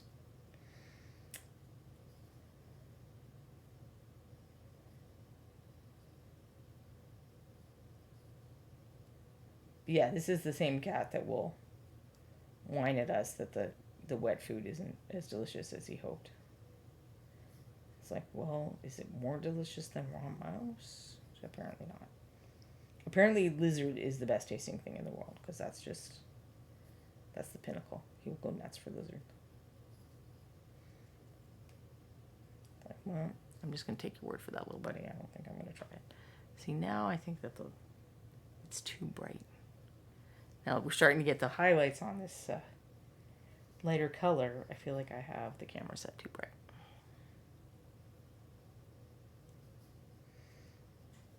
All right. And then the final highlight is, oh, and so in the chat, there is, if you are coming to ReaperCon, we were talking about how tomorrow on the Crow's Nest, I'm going to be talking, I'm like the guest, and Jason and Michael and I are going to talk about the NSP Open, the paint contest at Reaper. But also, if you would like to be a volunteer at ReaperCon, like every other convention, volunteers are what makes it tick. So absolutely, we need help, we need people. And the link, if you're interested in doing it, is in the chat right now. Valander says, my brain knows his vampire pallor, but my ears hear vampire power. Well, vampires do have power. And I believe that the last highlight in this chain is 2 drops of the vampire pallor and 1 drop of water. So this is a potent enough color that I'm not even going to apply it straight on dry brushing. I'm going to tone it down just a little. Where's my water dropper? So I use a water dropper. One of the other things, there's not space to mention in the kits, but that it is in the... Actually, I'm not sure it's in Level Up, because I think we gave you a bottle like this that you can put water in. But I didn't think of that. That was like a user suggestion after the first kit came out. I'm just trying to think of, maybe this would be a good surface to demonstrate on, other than it's kind of shiny. So what we recommend you do instead is, and I'll get a different color of brush, if you dip the handle of your brush into water, it's hard to see because gravity keeps pulling it down, but there's a little drop of water there that I can touch to the surface like that, and I can judge the size of that water drop and maybe even add a little more if I need to. So that's what we recommend, because when you're doing your drop to drop ratio thing, ideally you want the, not just to, you can go like that, where you just squeeze it and you get whatever, you get whatever comes out. But because of the difference in viscosity between paint and water, the volume might be a little different. So if you can eyeball whether your water drop is a little small or a little large compared to your paint drop and adjust accordingly, then that's going to give you the best ratio when I give you those kind of recipes.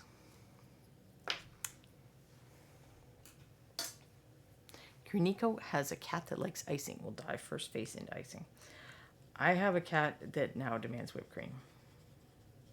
There are certain food sounds or preparation sounds that she associates with whipped cream. So, like, basically, if you have a bowl and a spoon, she just shows up and thinks there should be whipped cream. Or if she hasn't whipped cream in a few days, she just shows up and tells you how there should be some whipped cream. And she's become like a cranky old lady cat too. So I don't know that we could say no without having a lot of serious crank. We just give her like 1 little spritz. This is a cat lady. Until she was 7 or 8, she never ate treats.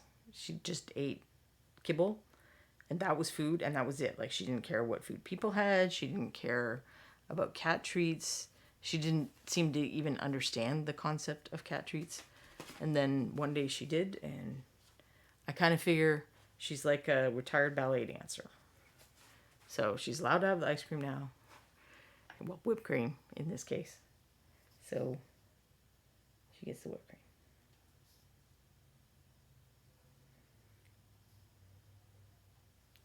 This is the lightest color. That's why I had to do various tests, because I wasn't sure how my brush was loaded.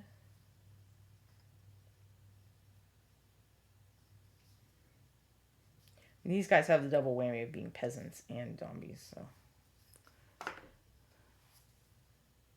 it's okay if they look a little dirty, I figure.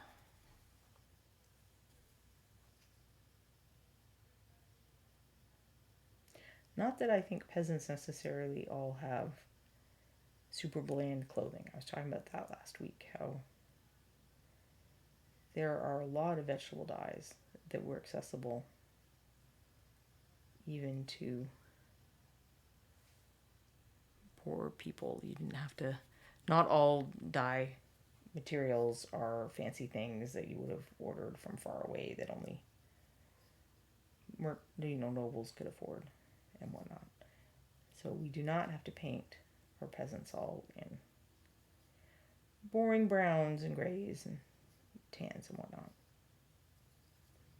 In fact, this blue color, I mean, not the way it looks now, but if you look at kind of the finished result, this blue color is pretty similar to woad or indigo blue that can be obtained from a number of different plants. So it's probably common in a lot of places in the world. And then, well, we didn't have the purple's not in the original set, but once we get this done up, it's going to look like, kind of like a color you could get from the rose madder plant roots that are also, Northern Hemisphere accessible stuff. Green User says, our cat wouldn't eat treats either until she found cream cheese. Okay, that makes sense. Or mint ice cream. And that seems weird. Other than, now I'm thinking of it, I believe catnip is part of the mint family. So maybe it kind of has just a little bit of what cats like in the nip.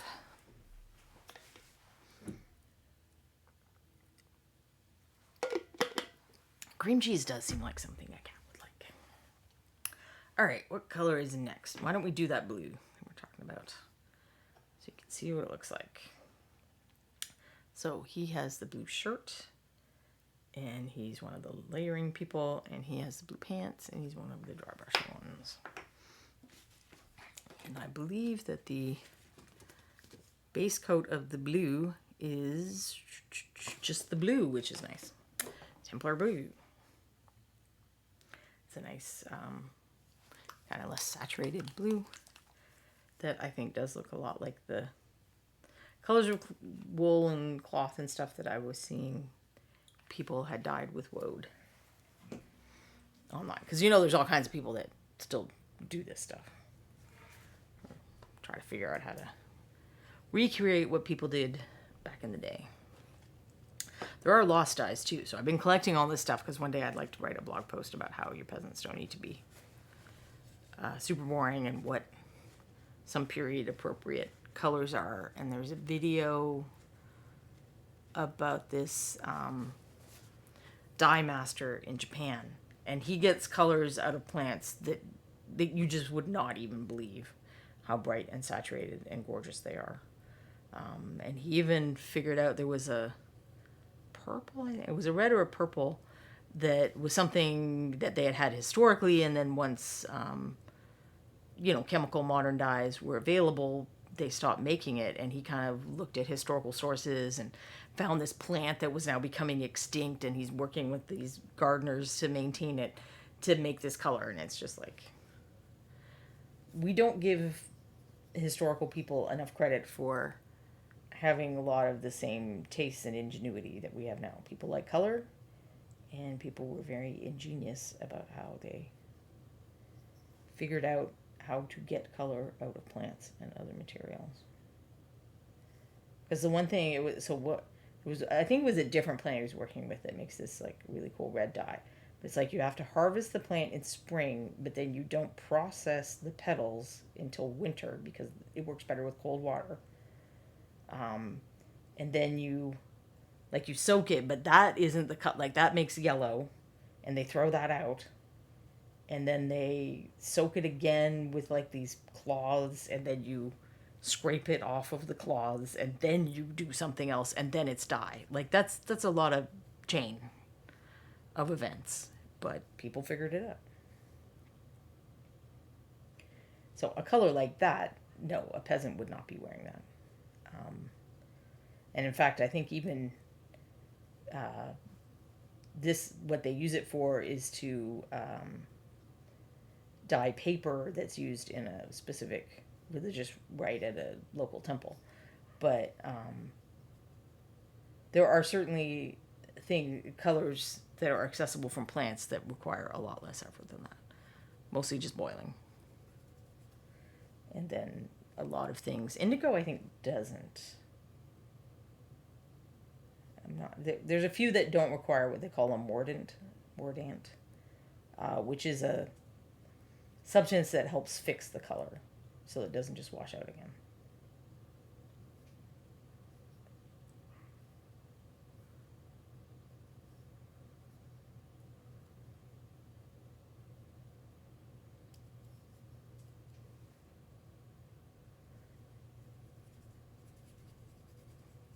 Turmeric, I think, also is a very effective dye.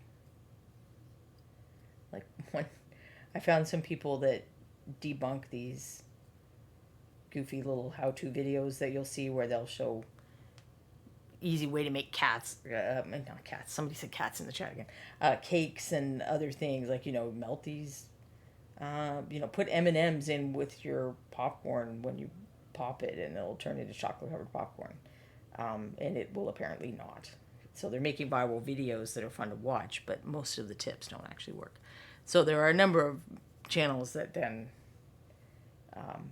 their deal is debunking it. And apparently one of these viral video people had made a video on how to dye things with, common stuff around your house, like cabbage and turmeric and grape skins, a couple other things like that. And you could tell even in the original video that it's like, well, there's no way that shirt wasn't bought that color. Like, you did not dye that. That's not dye. That is very modern looking color. But the turmeric 100% worked. And then they washed all of the clothes together, and the turmeric dyed everything else in the wash. So at the end of it all, they just had a lot of yellow things that they had dyed. Some of the other stuff worked a little, but just not as, amazing as it was made out to be in the original video. So that brought back the original color on him. That was the dry brush guy. Just try to rinse my brush out. Quindy's cat only likes a very specific brand of treats that they only sell at PetSmart. She turns her nose up at everything else. Yes, the cats like to keep us busy and do stuff like that. Trashorama. Dave Bull does a Twitch stream on hand-carved woodblock printing from his studio in Japan. He does some neat talks about inks and dyes. Oh, that does sound interesting. And inks and dyes are actually more related than dyes and paint, or ink and paint. Paint is pigment, and dye is different. Dye completely dissolves in water. This is why sometimes companies talk about liquid pigment in their paints, and it's like, that's not a thing. And don't make paint with dye because it's transparent and it's not light fast, so that's bad too. So what you have is pigment-based paint, as it should be, but it's not liquid. But I think it's just a misunderstanding because, if you watch them mix the paint at the hardware store, you'll see little streams of color come out. Like, it starts with a white base and then little streams of color come out, which are liquid because it's like pre-mixed in a way that you can mix a bunch of different colors from it. So I think that the paint companies that have the liquid pigment have that. And they're just not. They're either not understanding or they're being deceptive about what they have.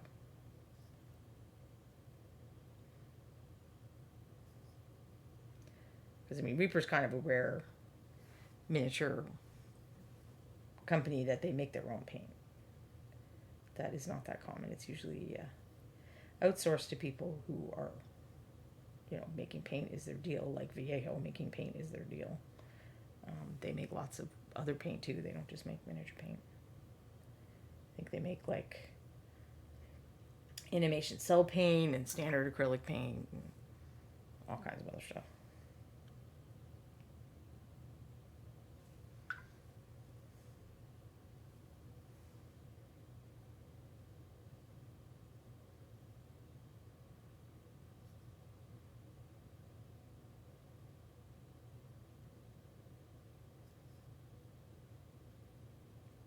In fact, they very likely make paint for some of the other companies, the European companies that have paint lines. I would be deeply shocked if that were not so.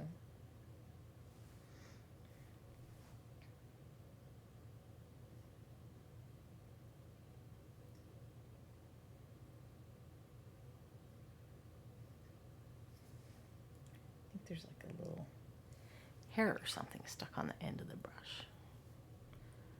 Clavicus 81. My cat will eat peas, pecans, and pretzels. She really isn't picky.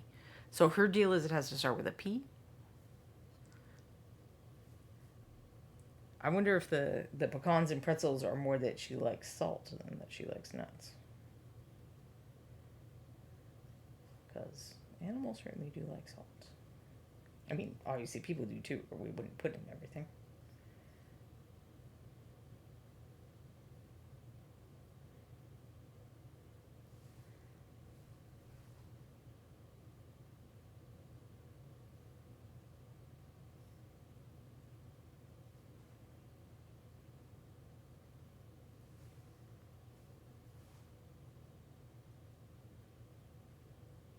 Speaking of cats, I started playing this video game called Stray, which I know it's on PlayStation 4 and 5. I don't know if it's on any other things currently. But you are a little cat trying to find your way out of this robot city.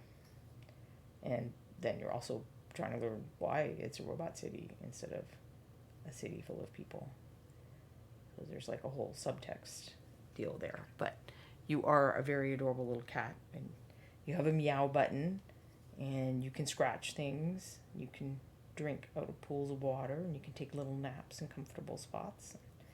You can jump all over the place. That's the main kind of, I guess I'd say it's a story game, puzzle game. I don't know. But a lot of what you're trying to do is figure out how to use your cat things that you do, often jumping, to get where you want to go and do what you want to do. And I won't say much more than that because I think I think it's one of those games where the experience and the information that you learn is part of the game. So it's like something that I wouldn't, like I almost feel like the review and the trailer that I saw, I almost feel like they told me too much. Even.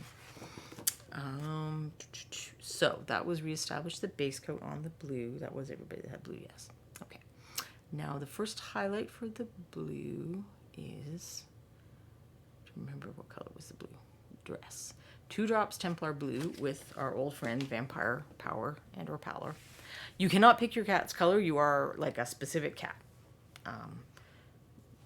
And in this case, it's actually an orange cat. And it's funny because I have an orange cat. I think you guys saw him once because he doesn't like to be picked up and he doesn't usually come talk to me in the afternoon. But one time he foolishly did, and you guys got to see him. And I was playing the game the other day, and he came over and he like stopped and he's looking at the screen and he was like fascinated. I was pressing the meow button and then he was even more fascinated. And he jumps up and he's like he's like, how do I get to this cat? Like, how do I get involved in what's happening here? And then he stepped all over the sound bar and rebooted my sound. But I just thought, like, he was transfixed for about 10 minutes. And I thought that was really, like, it was the movements of the cat, which are not, like, it's not a seamless animation, I wouldn't say. But it was close, it was somewhat cat-like enough that it intrigued an actual cat. And I thought, because he was still interested even after I stopped making the meow sound. So I thought that was interesting. But no, it's one of those games where you're playing a specific story, so it's a specific cat. But there's something, Cattails Wild or something. I don't know. There's a game on Steam where I think you do get to kind of design your cat, and there's this whole little cat culture. And then there's going to be a sequel for that one. Corbin is the orange cat. Yes, Ella is, she's like dark gray on the back, and she's actually white on her tummy, but you guys are probably never going to see her tummy. Because I can't pick her up and show you her tummy. She's not a, like, pet the tummy cat. It looks like you can find mods for different cat breeds for Stray if you pay on PC. Oh. Well, I don't mind him being a little orange stray because my cat was an orange stray, just way more well fed than the cat in the video. Although he was very skinny and he was a lean, mean machine when we first got him. And now he's still got all the hunting instincts, but he also has all the lying around sleeping all day instincts.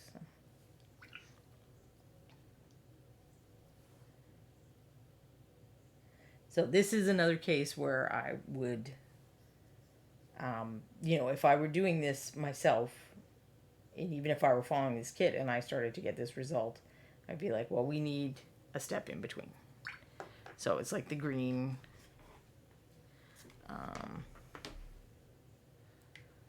So the green, this was the starting color, like the mid-tone color. And this was the first highlight color that I have you mixed. But I mixed this intermediary step, and it did look better with that one. And I can see the same thing happening with the blue, where I will get a nice result if I do a step in between these than if I don't. So that's kind of the choice. The choice between, speed and expediency and result. Although I don't think it added that much time to have the intermediary thing. And I can still take the intermediary and kind of fix stuff. Which I showed already on the green a little bit. So I'm going to save this because part of what I want to do with these guys, I think, is talk about, how would you improve on them over the kit, or kind of use them as a, compare and critique example or something like that. So I'm not going to address that now. I will hopefully remember to address that when I do the improving. So I will talk again about how your brush direction matters. So I went this direction on that side of the arm, and I'm moving it to pull back towards that same part of the arm. And the reason for that is, for those who came in a little later, the way paint works is that and you can sometimes see this, but usually it's too microscopic to see, so you're definitely not going to see it on this thing. But so where you start a stroke, you have the most control. Where you lift up, there's a little bit extra paint gets left behind. And even if it is microscopic or very small, it makes the difference when you're doing something like highlighting, that if I'm pulling down towards my darkest area, I'm working against how the paint is working, because I'm putting more paint down in the darker area. Where if I'm pulling up, like this is the part I want to be the lightest ultimately. So if I'm pulling up towards there and that little drop is leaving the paint behind, and then I'm pulling up from the other side and that little drop is leaving the paint behind, the slightly extra amount of paint is accumulating where I want it to, where I want the highlight to be the lightest.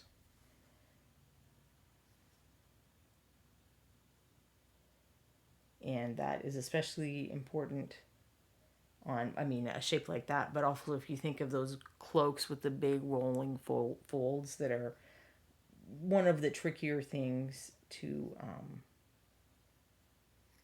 do this layering technique on and not get, streaky transitions that you can see. I definitely, I'll do one side of the cloak and then I'll turn it around and do the other side of the cloak where I'm pulling up towards where I want the highlight to be the lightest. So this kind of horizontal type fold, it doesn't matter as much.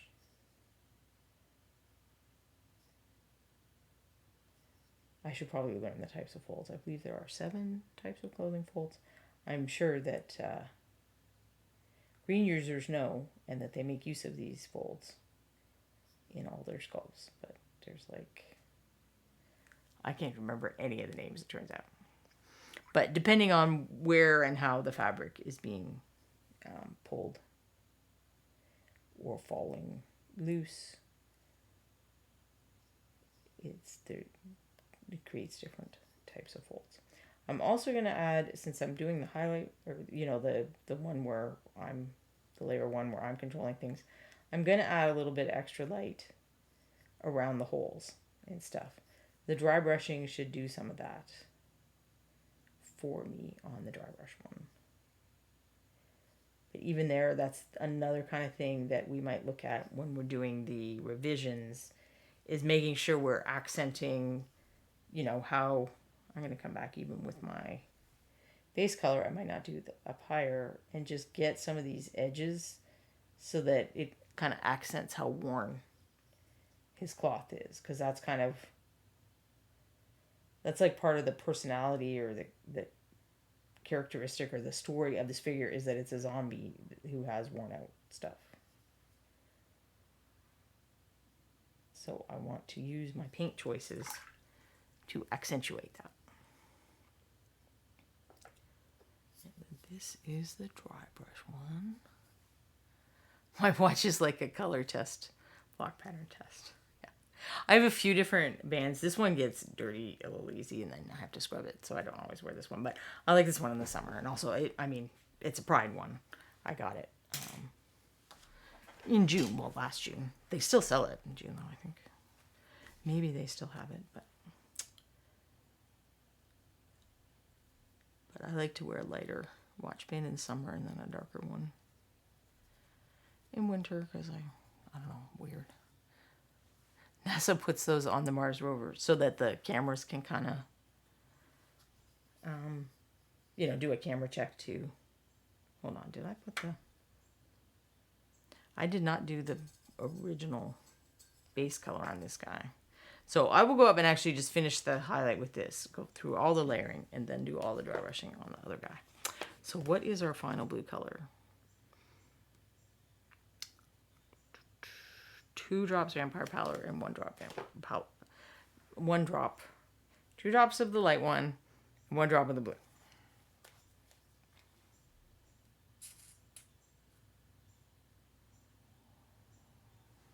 And again, I guess I could have just added to my pool, but because I haven't done the dry brushing guy yet, I don't want to do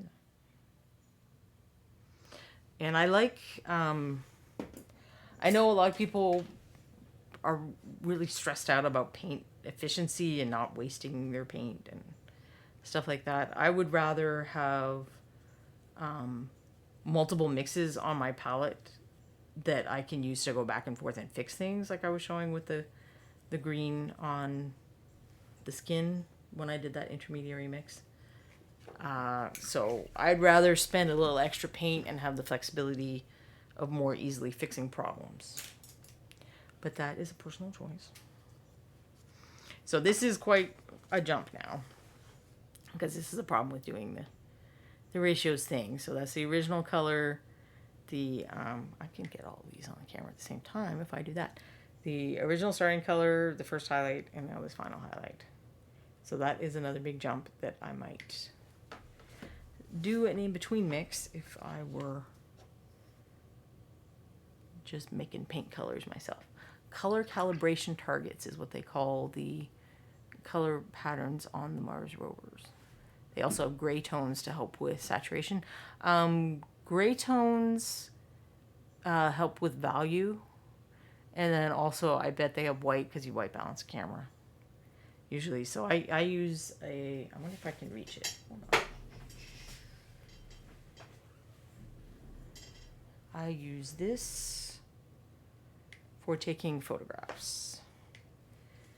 So this is a Y-Bile. You can get this on Amazon or from the company directly. This is neutral gray. And I think it's like a 20% or 30%. Cameras are calibrated to assume that a lot of what's in the picture is going to be this value. So this color corrects my photos. Like the photos, the way they come out of my camera are definitely not the right color. So I do levels, and you click, there's a little gray thing, you click the gray level and you put it on this in your editing software, and that fixes the color. But then I also usually have to go, there's like a white one and a black one. I usually have to take the white one and put it on this to fix the brightness and values. It doesn't always get it right, but it usually gets it right. If I also do the black one, that usually then messes it up and everything's too dark. So if I need to adjust the darkness, I have to do some other things. And that's really the main thing I do with editing my photos, other than, you know, cropping out the crap around the outside, is this is in the frame with my photo. So I would have, you know, if I'd taken a picture of him in my little photo cube, that is there just out of, you know, so I could cut it out and it's not going to, you know, show behind him. But that is there so that I can use the levels thing on, I don't have Photoshop, I use GIMP. So you don't need to have Photoshop to be able to edit your photos. GIMP has almost all the same commands. And in fact, GIMP has the same problem of, if you're not into photo editing and using digital software, the complexity level is a little off the charts. But there are videos and they have help files and stuff like that. For a long time, I used a paint pot that had black text on a white label and I painted gray on. It definitely makes a difference to have the real thing that is certified, the correct colors. That kind of worked, but this just works so much better. Val under the red. I know there's a way to make the colors accurate by having total neutral gray in the screen, and then in Photoshop create a levels adjustment layer, and there's the 3 dropper icons. Click. So yes, Valander is explaining what I was saying, but possibly in a more coherent way. But depending on your camera settings for the lightness and darkness, you probably also want to check the white and or the black. If you do auto, essentially the program, Photoshop or GIMP or anything that has something similar with these levels, is guessing. It's trying to use information from your photograph to guess those 3 things. But there may or may not be enough correct information in your photograph for it to do very well. I've had times, often when I use a black background, I do just pick the auto levels. There's some other stuff I have to change in the settings of my cameras to take the pictures, but once I have those pictures over, you know, on the computer and I'm editing them, autos levels is usually better than anything I can figure out how to do on my own. The color, I find the color is not as correct with a black background. It often, I mean, it usually looks really good and it pops. You'll see a lot of people photograph, you know, a lot of the pro painters photograph their miniatures on black backgrounds, and they may be more adept than I am at adjusting the color so that it's correct. But if I'm trying to show actual colors and have things be easier for people to see, I try to take the pictures on a gray background, which is, you know, a lot of the photos on my blog are on a gray background for that reason, because I'm trying to give you the maximum chance of seeing what's happening rather than making the miniature look as good as possible. Ron also likes me to take pictures on a gray background for him usually. I think he can do it on the black background too, but he doesn't like that, you know, the blue one with little swirlies in the background or whatever. I think that's pretty, and that's usually what I use for my, you know, I want the miniature to look nice photos, unless it's got OSL or something where black makes more sense. But Ron needs them on the plain background because he's usually cutting them out to put somewhere else. Like if you look at these, you know, he wanted the background used on the rest of the cover, so he wanted to be able to cut the zombies out of my background and put them on that background, and the plain background makes it easier. There's probably even automated tools for that with some of these softwares that I do not know how to do. When I do it the super hard way. I go in. I don't actually use Photoshop or GIMP for that. I go to my iPad and I use Procreate, and I just go around the whole figure or whatever, trying to make the background plain. So I try not to do that too often because that's where it'll be tedious. So I just realized that I had not really done enough of the first 2 steps on the back of that arm. And I don't know if you can see the paint is a little shiny. That's like, I should not be painting on there. And yet here I am. So that is pretty rough to me. I did not paint this guy's shirt blue on the original one. That was one of the changes I made. So we can't compare that, but we can compare the pants of this guy.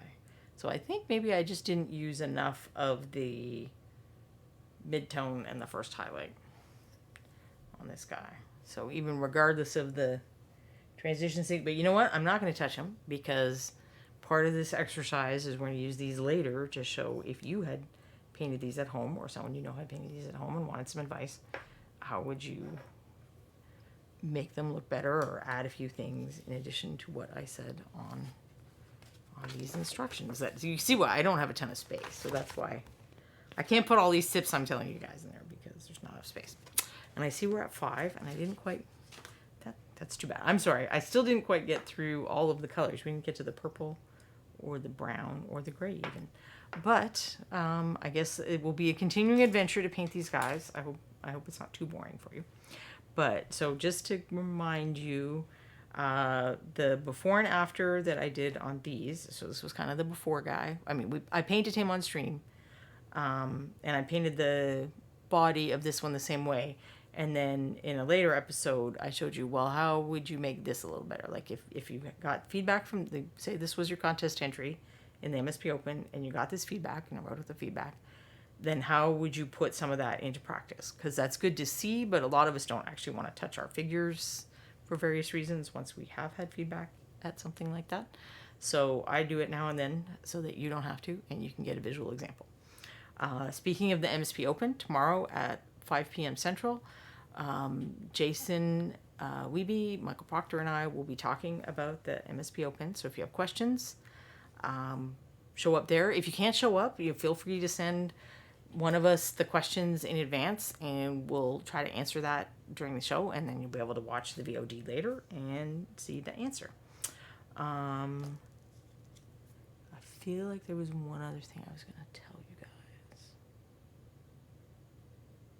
So I'm not at the blog entry comparing. I didn't advertise it on Facebook or whatever. So if you follow me there and you don't actually follow the blog, you're not a patron, you haven't seen it yet. But the blog entry with the pictures and me going over the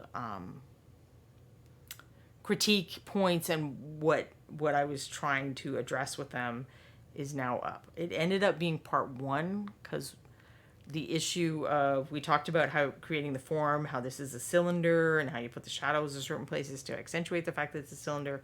And then what I was saying earlier about this being a sphere, that's like a discussion on its own that I have been meaning to talk about for a while now. So I decided I'll move that part out to a separate post the way I did when I was talking about neutral colors. So that wasn't just about that one figure that I used some of those tools for how you neutralize colors on. I wanted to talk about it in a general way and then talk about the specific figure. In this case, I talked about the specific figure and then I'm going to talk about the general point, but there it is.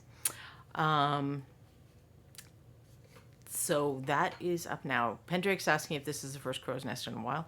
I think it is because Michael was on vacation and then something happened that I don't remember, and then Justin had his baby. So there's been like a series of things that kept preventing the crow's nest from being able to air. Valander says auto levels breaks down on yellows. I guess I don't paint a lot of yellow, so I haven't noticed that yet. But I will watch out for it if I do paint some yellow.